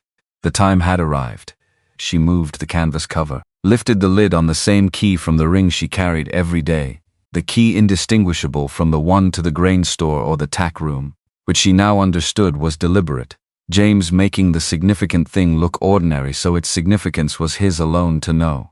Inside, under waterproofed canvas, the Sharps rifle she already had and had been maintaining, the military cartridge box, half full, sealed and dry, a leather dispatch case, signal mirrors in brass frames, the coil of good rope, and in the bottom corner a folded envelope she had not seen before.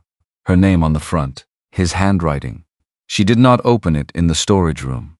She carried it to the kitchen, to the table, and she poured water from the pitcher and drank it standing, because she needed the moment that drinking required.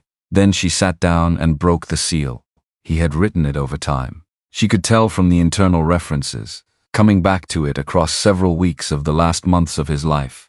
The early rains, the colt with the bad leg, his brother's unanswered letter from Kansas. He had been adding to this the way a careful man adds to things he is not finished thinking about. He told her about the copper first, about the rough survey he had done himself with a measuring rod and a compass, and a geological pamphlet ordered from a Denver printer, working out what the ground under the south pasture held, because he had felt it for years, in the way the soil sat heavy in the south, and the way water ran away from specific areas, and the color of the rock outcroppings in the low hills. He believed it was substantial. He had not known precisely how substantial until he found the marks of the syndicate's own survey, and understood from the care they took that the deposit was worth that care. He told her he was frightened. He wrote the word without apology or reduction, the way he had always said hard things, directly and without performance. Not for himself, he clarified. For her, for Reed, for the ranch. He understood the size of what was ranged against them, and he was one man on 1,800 acres, and the only tools available to him were the honesty of the land's own evidence and the careful record of what he had observed. He had not told her, he wrote, because he did not want to deliver the problem without delivering the beginning of its solution at the same time. He had not wanted to hand her only the dark. He was sorry, he wrote, that this had not been how it worked out. And then the last paragraph, shorter than the others, written in a hand that was slightly less controlled than the rest, as if speed had been required. You have always been stronger than you knew. Not in spite of what you have carried, but because of how you have chosen to carry it. This land knows you. It has known you since before you could name what that knowing meant. Whatever comes, trust that. Trust the ground under your feet. It remembers who has loved it honestly, and it will not abandon the people who have stood on it faithfully. I am sorry I cannot be beside you for what comes next. I would have chosen differently if the choice had been mine. Love the land, raise our son. Do not let them have what is ours. I trust you with all of it, I always have. She sat with the letter in her hands for a long time, not crying, not yet, and then yes, quietly, in the way she had cried in the first weeks after his death, without sound, the tears simply arriving and running, and being what they were without drama or management. She had told herself she was past this. She understood now that past this was not a place you arrived at permanently, but a condition that held until something broke it open again with sufficient precision. This broke it open with precision. What moved through her, alongside the grief, was something she had not expected, something that reordered a weight she had been carrying without recognizing its full shape. She had believed in the 2 years of his absence that he had kept things from her out of some version of the old instinct men carried, the instinct to manage difficult things alone and present the outcome rather than the process. She had never blamed him for it, had understood it as the shape of him, but it had sat in her as a small, persistent sadness beneath the larger one. The feeling of having been left out of the last thing that mattered. She could put that down now. He had not left her out. He had been trying to protect her until he could bring the protection and the truth in the same hand, and the world had not given him the time. She folded the letter back into the envelope, with the care she would give something she intended to keep without limit, put it in the inside pocket of her vest, against her left side, where the notebook already lived, so that both things were present against her when she went out into what was coming. She sat for a while longer. The kitchen held its ordinary quiet around her, the banked coals in the stove, the sound of the horses from the barn, the settling sounds of the house at night. She was not in a hurry. Some things needed their full duration before the next thing could begin, and she gave this one its duration, sitting in the kitchen that had been the center of everything for the past several days, and letting herself be what she was, which was a woman who had just been handed back a piece of herself she had not known was missing. Then she stood up, dried her face with the back of her hand the efficient way, pulled her hat down, and went to find Solomon. He was at the barn, which was where he was most evenings now, tending his horse with the unhurried thoroughness that characterized everything he did. She told him what was in the letter. Not all of it. The essential parts. He listened without interrupting, which was how he listened to everything important.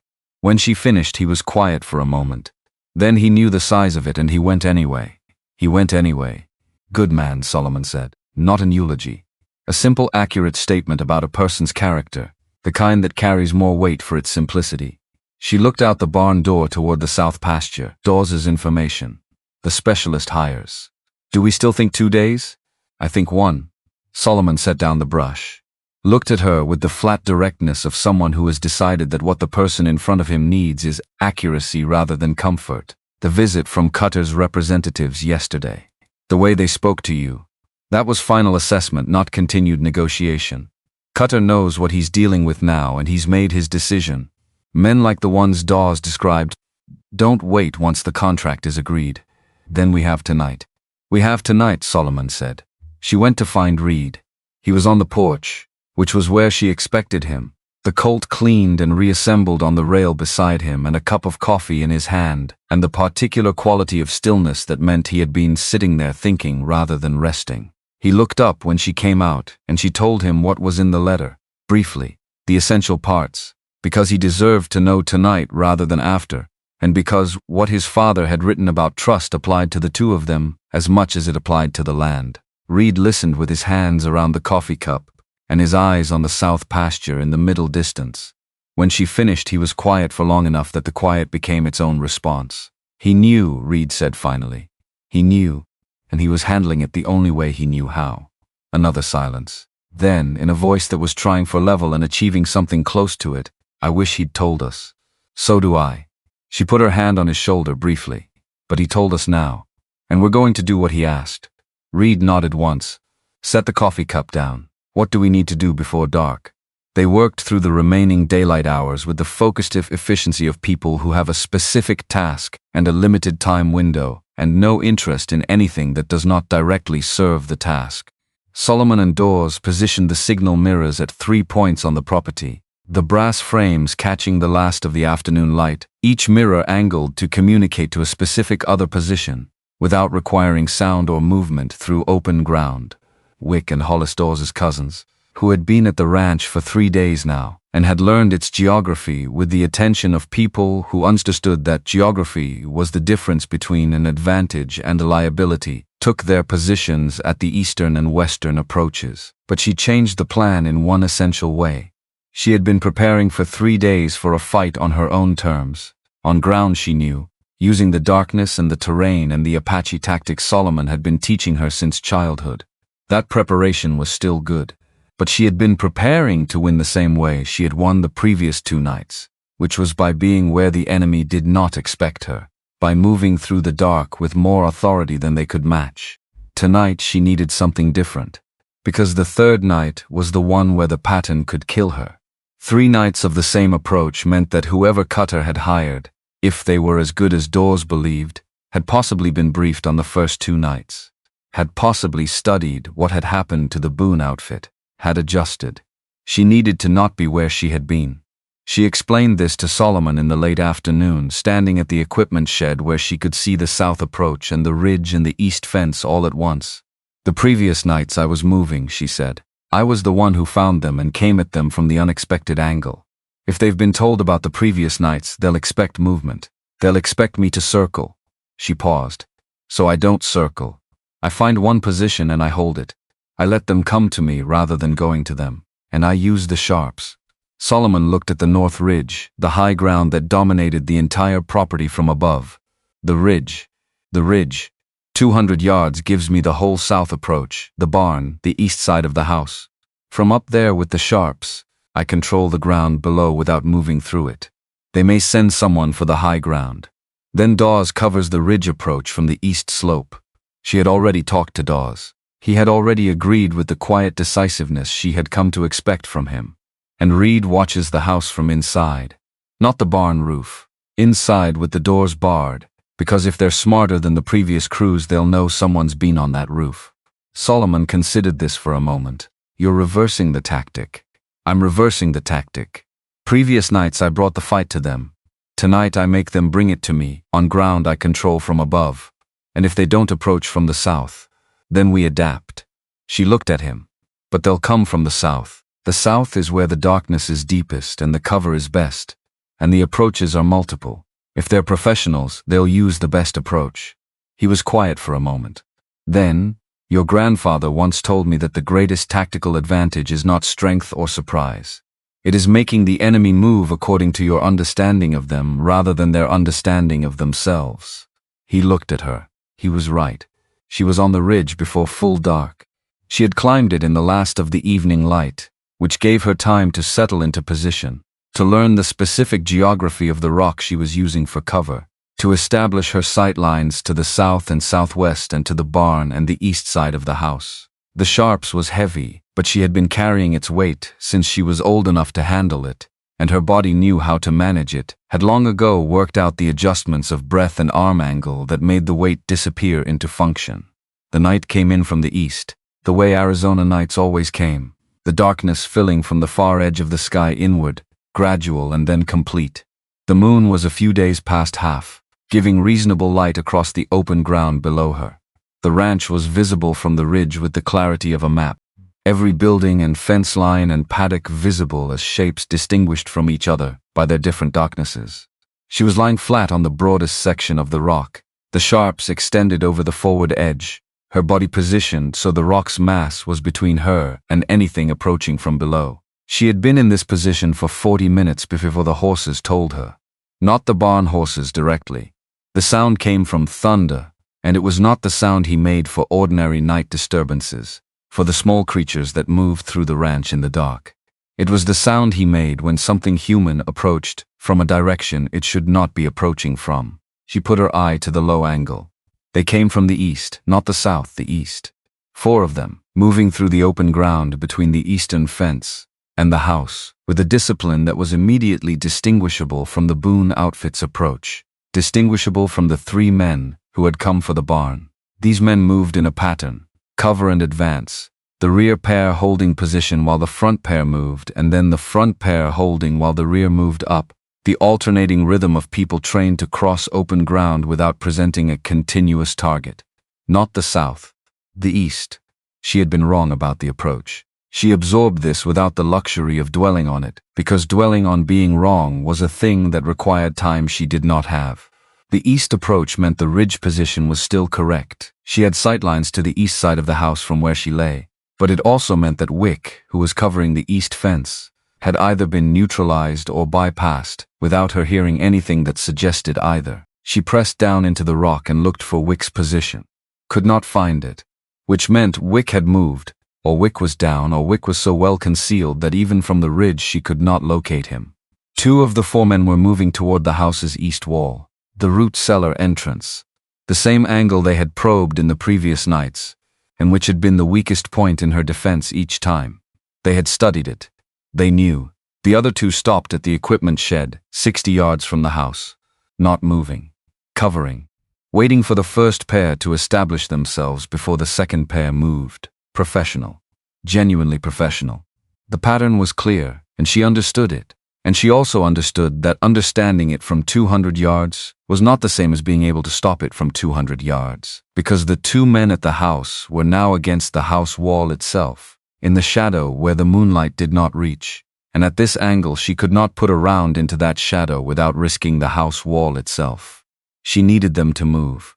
She found the two men at the equipment shed in the sharp sights. They were stationary, covering, their attention on the house, not looking at the ridge. Because looking at the ridge would mean looking into the moonlight, and trained men did not look into light sources. She breathed. Let the breath half out. Let the stillness in her hands find the stillness in the trigger. The sharp spoke. The round hit the shed wall 6 inches from the nearer man's shoulder. Not an attempt to hit him. A precise statement of her position and capability, placed exactly where she meant to place it. Both men at the shed moved instantly. Not away. The professional response to incoming fire was not to retreat, but to find cover and return fire toward the source, and they did exactly that, both dropping and turning toward the ridge, their weapons coming up toward the muzzle flash she had just created, which meant they were no longer watching the house, which meant they were no longer covering their partners. She was already repositioning, moving 10 feet along the ridge to her left to a secondary position she had identified when she first climbed up, because firing from the same position twice was the one thing she knew better than to do. She moved without rising, using her elbows in the ground, the way moving in the dark when people are looking for you requires, which is slowly enough that you do not disturb the air around you and quickly enough that you are not where you were. From the new position, she could see the east side of the house clearly. The two men who had been against the house wall had stopped.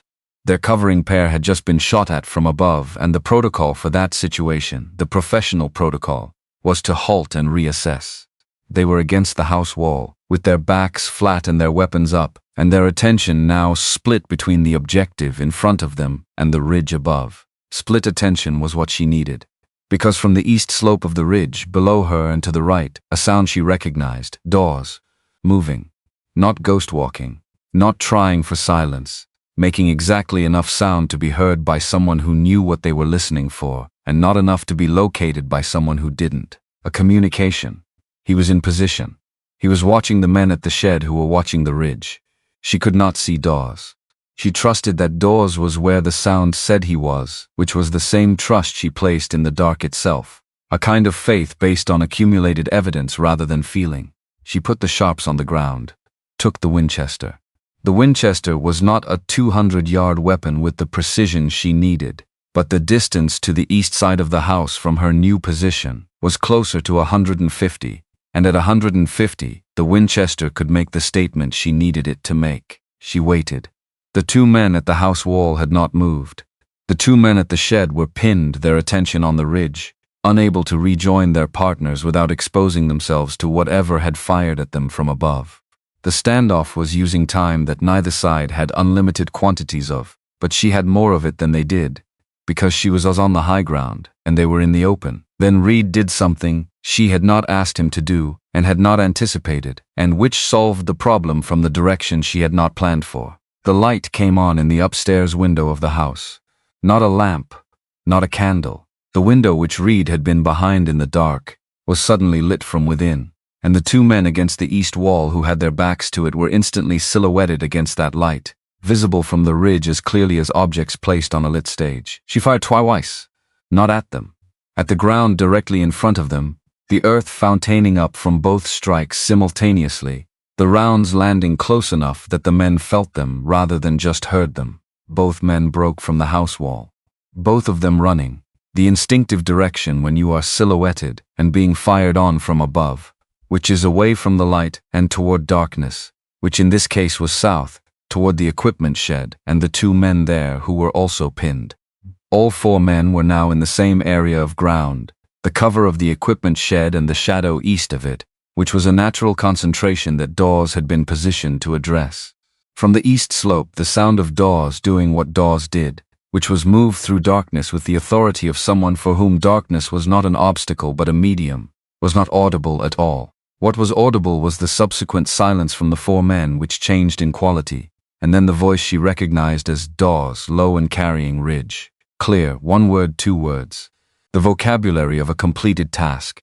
She stayed on the ridge for another 5 minutes, scanning the approaches, looking for anything that did not belong to the known positions. Nothing moved.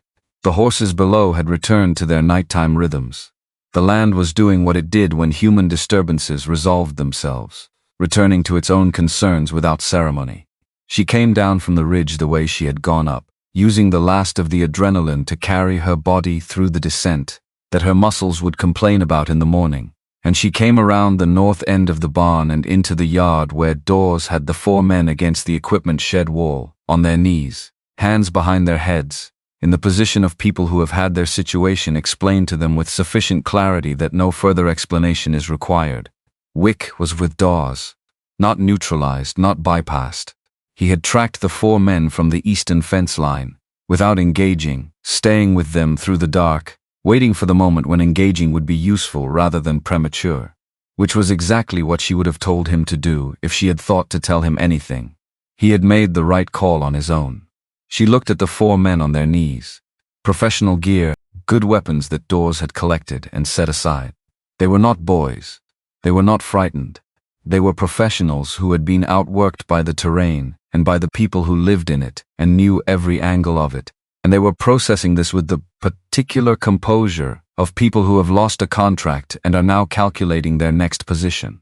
The lead man was perhaps 40, square-built, with the flat effect of someone for whom situations like this one were professional matters rather than personal ones.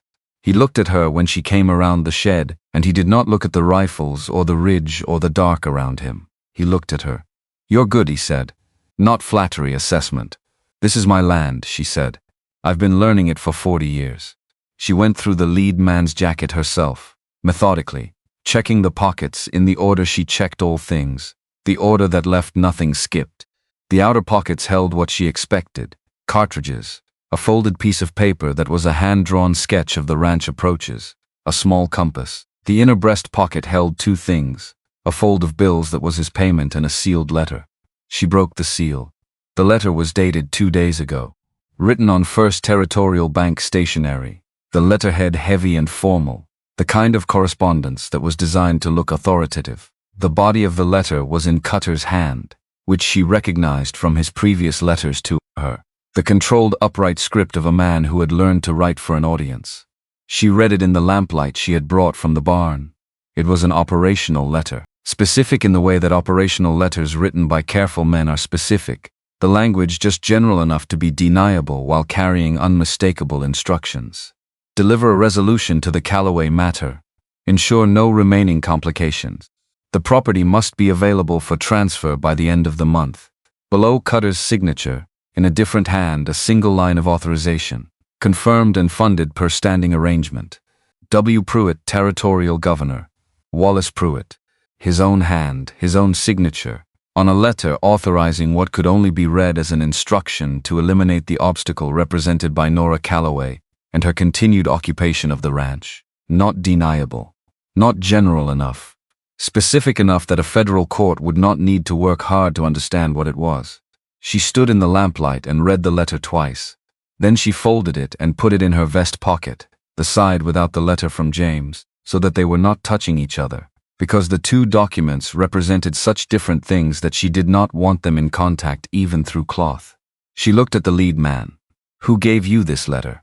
"Representative of the principal. In Tucson. Not Cutter directly. I never met the man you're describing." He paused. "Doesn't matter. The letter came from where it came It does matter," she said. "It matters to the federal court that's going to receive this letter tomorrow morning." Something moved in his face. Small. The recalibration of someone who has just understood that the situation contains an element he was not briefed on. "You have a federal connection." Marshal Frank Aldridge, Tucson office. "I've been cooperating with a federal investigation for the past 4 days." She held the letter up so he could see the Pruitt signature. "This letter changes the nature of that investigation considerably. What happens to you tonight depends on whether you want to be a charge in that investigation or a witness in it. You have until morning to decide which is more useful to you." She left Dawes and Wick with the 4 men and went to find Reed. He was downstairs, which was where she expected him. The lamp he had lit in the upstairs window having been brought back down and set on the kitchen table, the table that had been the center of everything. He looked at her when she came in with the look of someone who has been sitting with a significant decision he made, and is waiting to find out whether it was the right one. "The upstairs window," she said. "I know you didn't tell me to." "No. I saw where they were through the gap in the shutters, and I understood what the problem was, and I could solve it without being in the open." He held her gaze with the directness he had inherited from both of them, from James's steadiness and her own refusal to look away from things. "I made the call." She looked at her son, at the 22-year-old man who had been making increasingly good calls over the course of the past several days, and who had just made one that solved the problem she had not been able to solve from the ridge. "Good call," she said. Just that. But she said it fully, without qualification, because he had earned the unqualified version. He exhaled, a small release of something he had been holding. "What did you find on them?" She took the letter out of her vest pocket and laid it on the table between them. He read it. She watched his face as he read it, watched him reach the Pruitt signature, watched the implications arrive. "This is what Aldridge said he needed," Reed said. "Direct chain from Cutter to Pruitt with specific operational instructions." She sat down across from him. Not circumstantial, not inferred. Written on bank stationery with both signatures. "So we go to Tucson, first light." She looked at the letter on the table. "This, plus Porter's statement, plus everything Aldridge has been building. It's enough." Reed looked at her across the table with the expression he had learned recently, the one that was trying to be the face of a grown man and was succeeding more than he knew. "And then it's done." She thought about what done meant specifically. Cutter in federal custody. Pruitt facing a territorial oversight proceeding that Aldridge had already told her would not be gentle. James's name on the record as the first to report this, as a man killed for reporting it. The mine on the Wilson property properly documented and its fraudulent operation dismantled. The copper under the south pasture hers, legally and completely, to do with as she judged right. Done did not mean easy or immediate. Done meant the shape of the future had changed from what Cutter had been planning for it to what she intended. "Then it's done," she said. She went out to the veranda one more time before bed. The night was at its deepest, the hours past midnight when the darkness had fully settled and had stopped transitioning and was simply what it was. The ranch below the veranda held its ground in that darkness. The barn and the paddock and the equipment shed where Dawes and Wick kept watch and the south pasture beyond. And further south the hills where the Wilson mine sat quiet. She took the letter from James out of her vest pocket. She did not open it. She simply held it in her right hand, the envelope warm from being against her for hours, the paper inside it carrying the specific weight of words that had been waiting 2 years, 3 months, and some number of days to reach her.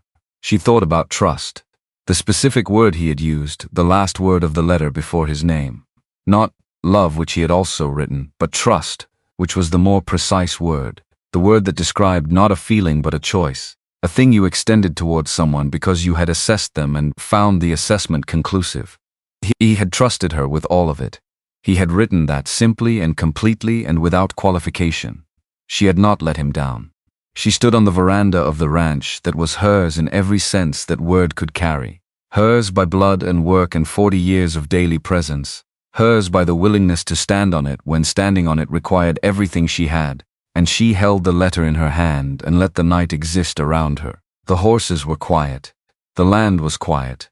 The 4 men at the equipment shed were quiet in the watchful way of people calculating their options, and Dawes and Wick were quiet in the way of people who had done what they came to do and were at rest in having done it. Tomorrow she would ride to Tucson. She would put the letter on Aldridge's desk with Porter's statement and the bill of lading and everything else the past days had assembled, and she would watch the federal process take what she had built and carry it forward into the rooms where consequence lived. She would testify. She would stand before a room full of people who had been watching to see what Nora Calloway would do with what had happened to her, and she would tell them exactly what had happened, in order, without decoration. But that was tomorrow.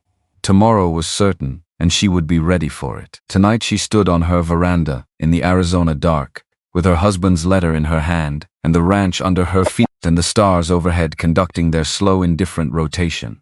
And she was, For the first time in 2 years, 3 months, and a number of days, she would begin to stop counting, exactly where she needed to be. Aldridge arrived at first light with 2 deputies behind him, the horses breathing hard from a night ride out of Tucson. She was waiting on the porch steps with the letter in her hand, the one bearing Cutter's signature and Pruitt's below it, and she gave it to him before he had fully dismounted, because there was no reason to wait. He read it standing in the yard. Read it twice. His jaw shifted on the second reading, the way it shifted when something confirmed what he had suspected but hoped was wrong. He looked up at her. Pruitt's own hand, he said, on bank stationery, dated 2 days ago. Aldridge folded the letter with the care of someone handling evidence rather than correspondence. He looked at the 4 men Dawes and Wick had secured against the equipment shed wall through the night, still on their knees, still processing what their contract had cost them. The lead man will testify, she said. He understands his options. Aldridge nodded slowly. Combined with Porter's statement and the bill of lading from the mine, this closes the chain. He looked at her, all the way to the governor's office. Then it's time to go to Tucson. He took the 4 men into federal custody with the efficient minimum of conversation she had come to expect from him. The deputies loaded them into the transport wagon, while Dawes and Wick stood aside and watched with the calm of people who had done their part and were content to let the institutional machinery finish what they had started. She shook Dawes's hand and then Wick's and said what needed to be said, which was not much, because what had been done the previous night said the substantial part already. Reed came out of the house as the wagon was being loaded, his flannel shirt untucked from a few hours of broken sleep, and he looked at the scene in the yard and looked at her, and she gave him a single nod that covered everything. He nodded back. That was the entirety of the communication necessary. She put Thunder up herself before the ride to Tucson, the usual morning attention, brush and water, and the few minutes of contact that she gave him every day without variation, because he had earned it, and because the routine itself was a kind of continuity she valued. Then she changed into the clean calico dress she kept for occasions that required it, the dark red one without the mended collar, and she put the leather vest over it and the wide brim hat and the boots.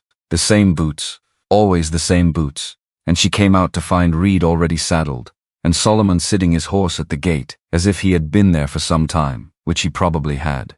They rode to Tucson 3 abreast, the same arrangement that would hold without discussion.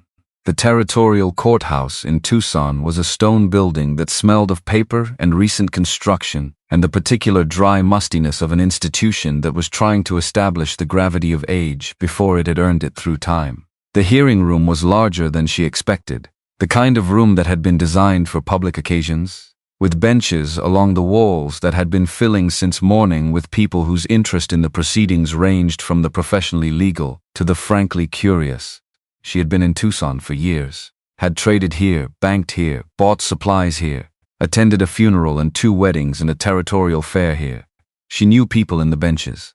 She saw them recognizing her as she came through the door, and she read their faces with the directness she brought to everything, looking for what was actually there, rather than what she expected to find. What she found was more complicated than she would have predicted a week ago.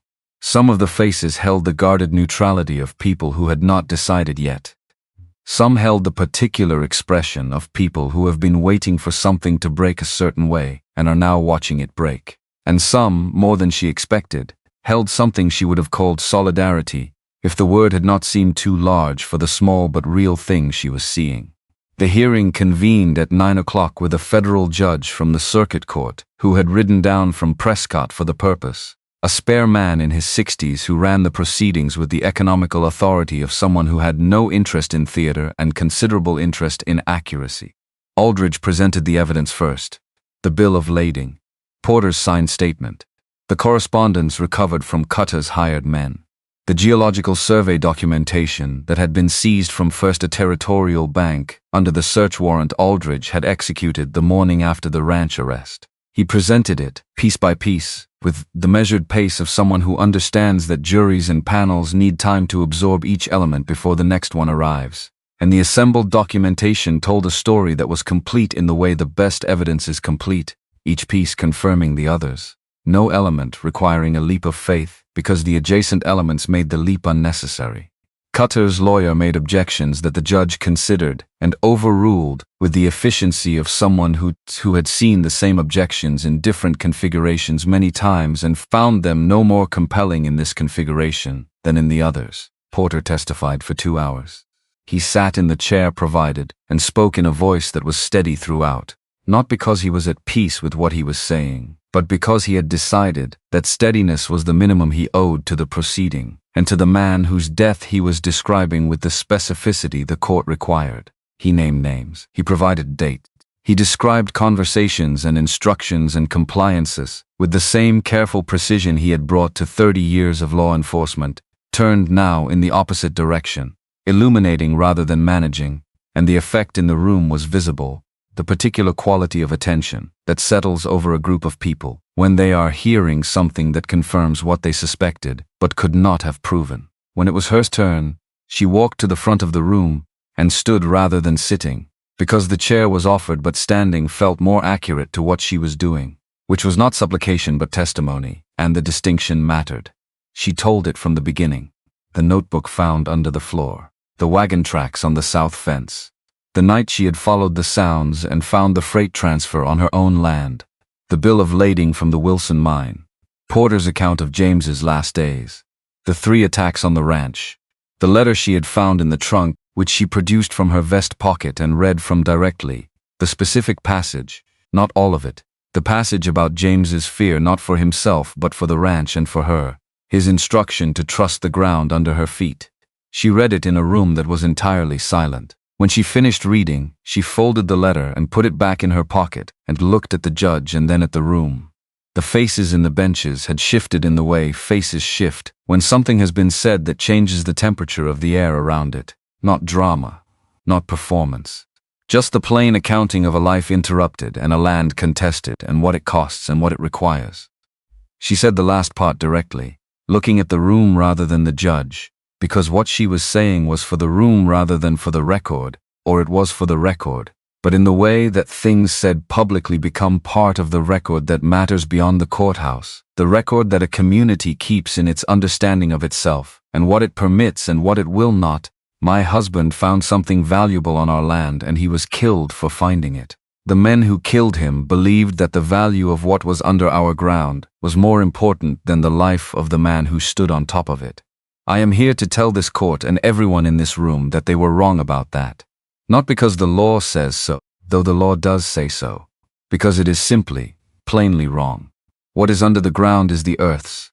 What a family builds on top of it across 4 generations is theirs. And no amount of money or political connection or hired violence changes that truth. My husband knew that.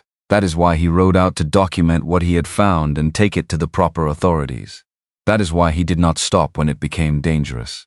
He knew that some things are worth the cost of protecting them, and he paid that cost, and I am here because he paid it, and because his paying it deserves an honest accounting. The silence that followed her last word was the kind of silence that has weight and texture, not the silence of people who have nothing to say, but the silence of people who have a great deal to say and are holding it, while they decide what form the saying should take. The man who stood first was white-haired and had the deep-weathered face of someone who had spent 50 years doing outdoor work in Arizona territory. She did not know his name. He stood and he put his hands together once, twice, a third time, and the sound of it in the silent room was very clear and very definitive. The next person to stand was a woman she recognized from the dry goods store on Congress Street, someone she had exchanged pleasantries with over the counter for a dozen years. And then the person beside her. And then, in a ripple that moved through the benches not in a wave, but in the slower, more deliberate way of people who are making an individual choice rather than following a crowd, most of the room was standing. Not all of it. There were people who stayed seated, people with their own calculations and their own positions, and she noticed them without surprise or judgment, because the world contained people like that, and always had, and what they chose in this moment was their own to carry. But most of the room stood, and the sound of it, the collective acknowledgement of something that had been put into the air and received, was the sound that James had been moving toward when he rode out on a November morning and had not been given the chance to reach. She stood at the front of the room and received it with her hands at her sides, and her hat in her right hand, the felt hat she had been wearing since before dawn, and she did not perform anything, did not arrange her face into anything other than what she felt, which was the compound sensation of grief and resolution, and the particular kind of exhaustion that comes when you have held something for a long time and can just begin, to set it down. The judge called order. The hearing continued. The legal process did what it did, which was proceed at its own pace with its own internal logic, and the outcome was not in doubt after the morning's testimony, though the formal determination required the afternoon's additional proceedings and the evening's deliberation. While the deliberation was occurring, she sat on a bench outside the courthouse in the late afternoon sun with Reed on one side and Solomon on the other, which was the same arrangement as the ride-in, which she thought James would have found fitting in the way he found fitting things, with a quiet, private satisfaction that didn't announce itself. "She's going to say yes," Reed said, not connected to anything that had been said before, which meant it was connected to something that had been in his head for a while and had found its moment.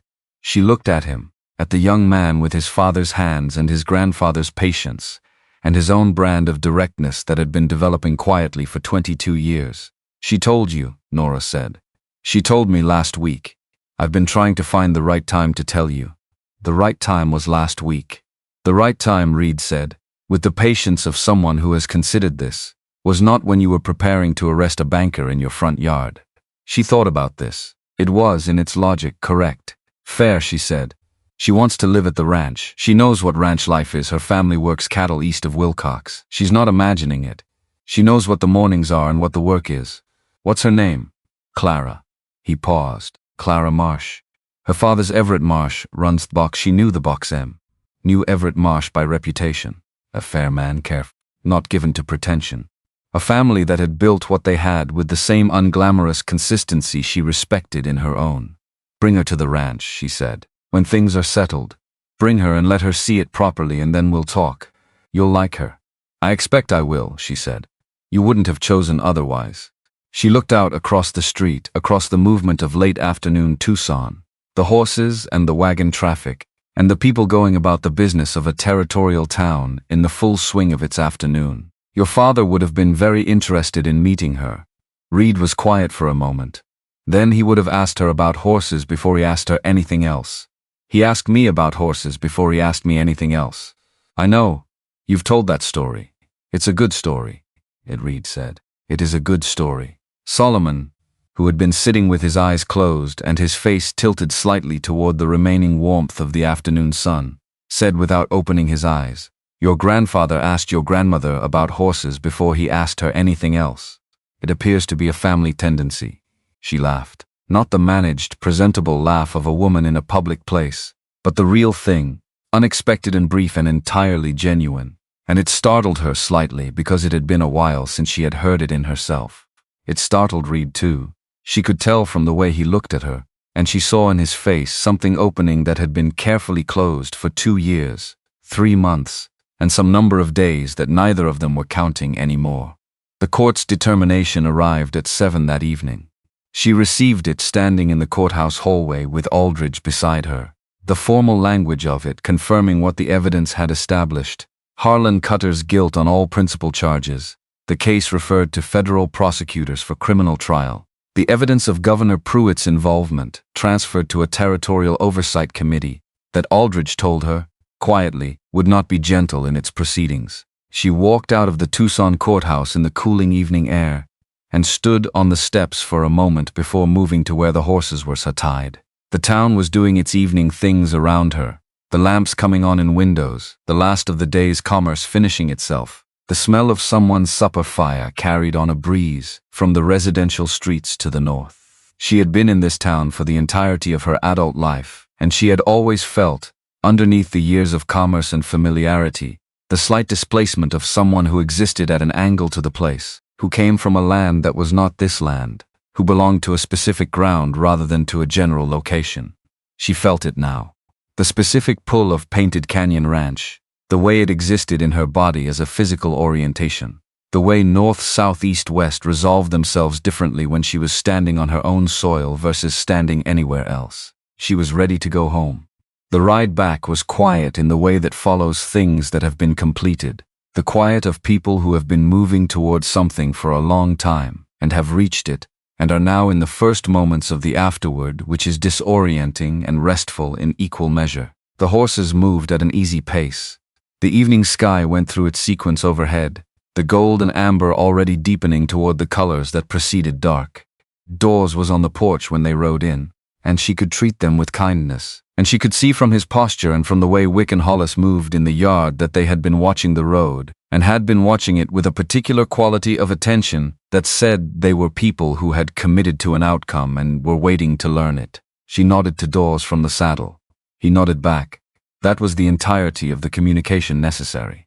She put Thunder up herself, as she always did, brushed him down and checked his water, and gave him the attention he had earned through the day, because horses do not understand the significance of human occasions, and what they understand is care, consistent and given without condition, and she had been giving it consistently for long enough that the consistency itself was a kind of promise she intended to keep indefinitely. When she came out of the barn, Solomon was standing near the paddock fence, looking south toward the hills where the Wilson mine sat in the dark.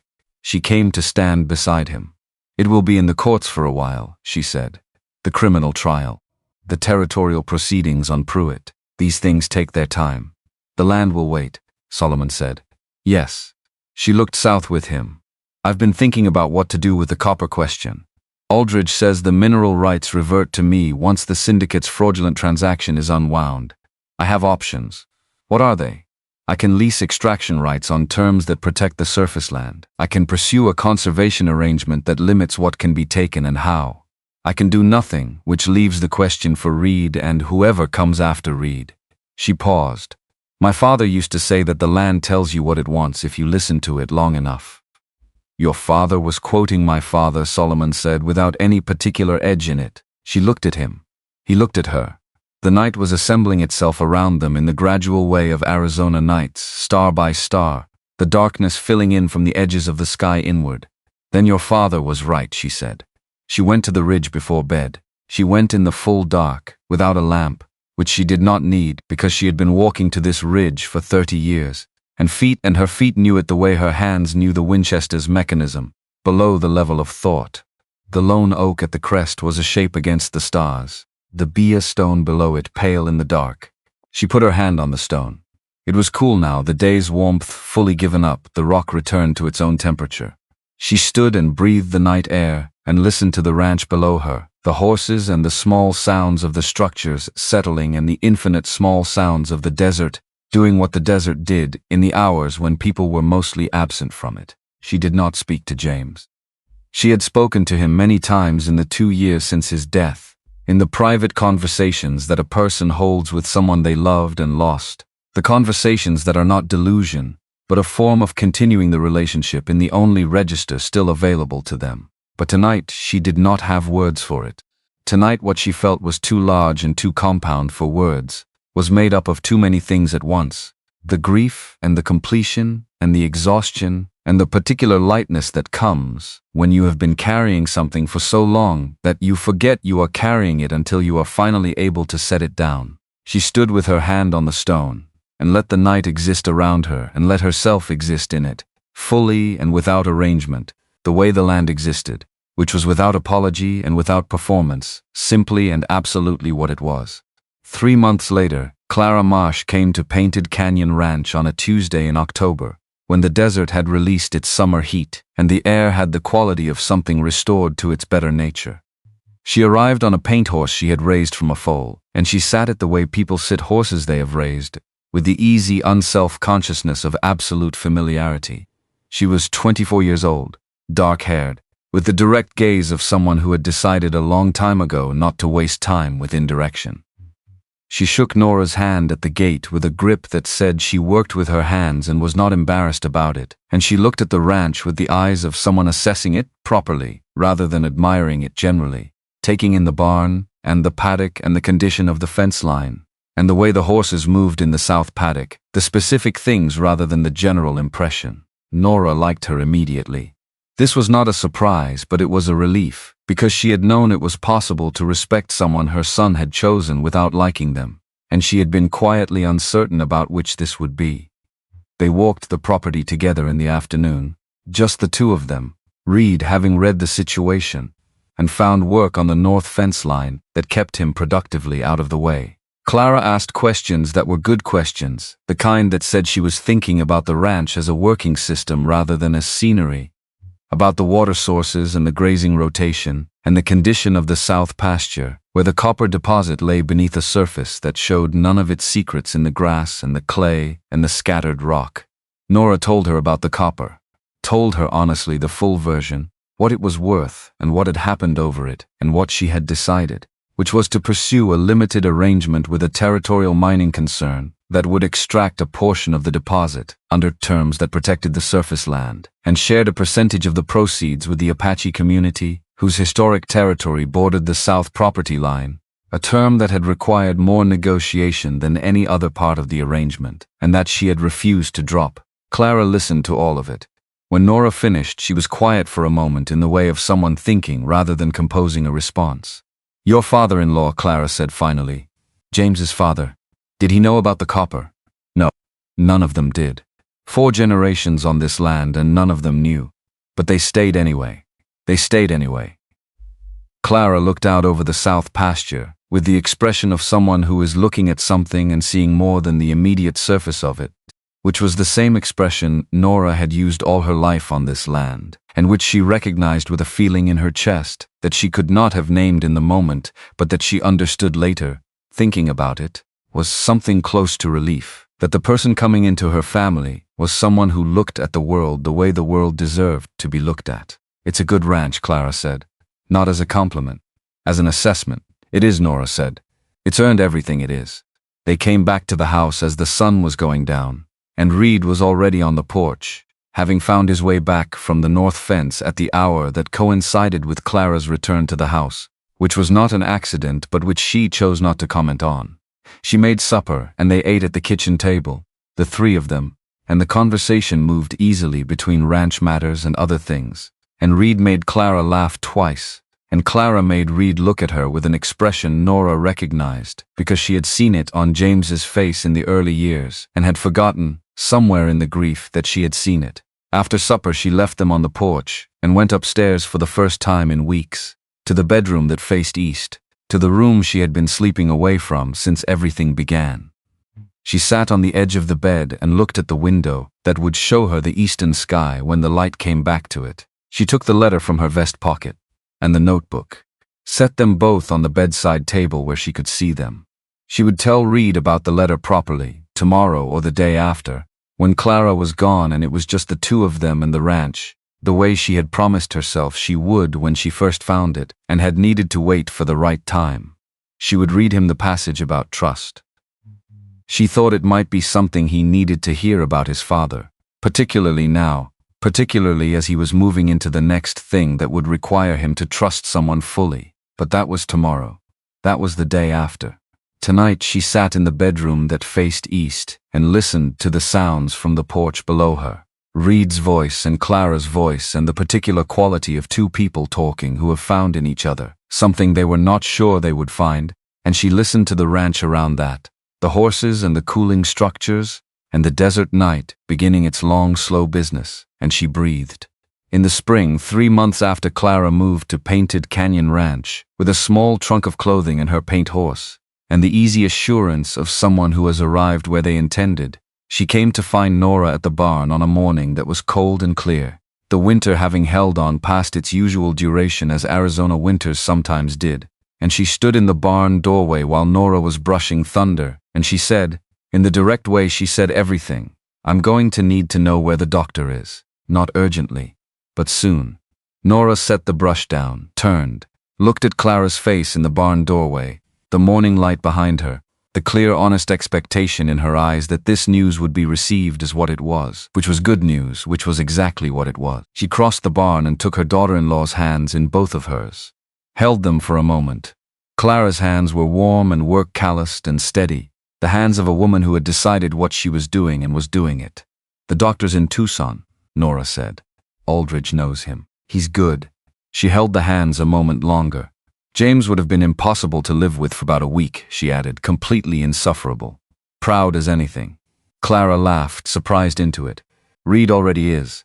He comes by it honestly." She squeezed the hands once and released them. "Come in for breakfast. Tell me how you're feeling. Then we'll figure out the practical things." They walked back to the house together in the cold, clear morning, the ranch around them conducting its ordinary business, with the ordinary indifference to human occasion that had always been, to Nora, one of its most profound recommendations. The horses moved in the paddock. The barn stood silver-gray in the early light.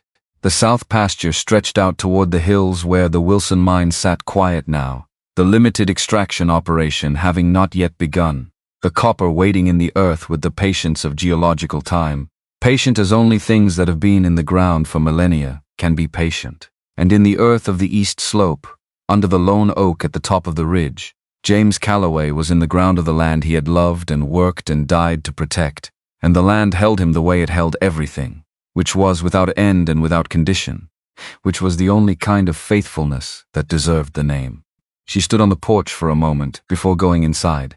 Just a moment, long enough to put her hand briefly on the doorframe, the worn, smooth wood of a door she had gone through 10,000 times, the entry to the place that was hers in every sense that mattered, the place she had stood on and refused to leave and fought to keep and kept. The morning opened around her. The desert took the light the way the desert always took it, completely, without reservation, burning it into gold across everything that had no choice but to receive it and be changed by it, and then give it back when the dark came, and have it return again the next morning, and the morning after that, indefinitely, which was the desert's idea of a promise and the land's idea of forever. She went inside. The door swung shut behind her. The ranch held its ground in the morning sun, as it had always held it, as it intended to go on holding it, past her and past Reed and past whatever came after Reed, into the long forward reach of time that the land experienced and the people on it only glimpsed, patient and particular and absolute and entirely, irrevocably theirs.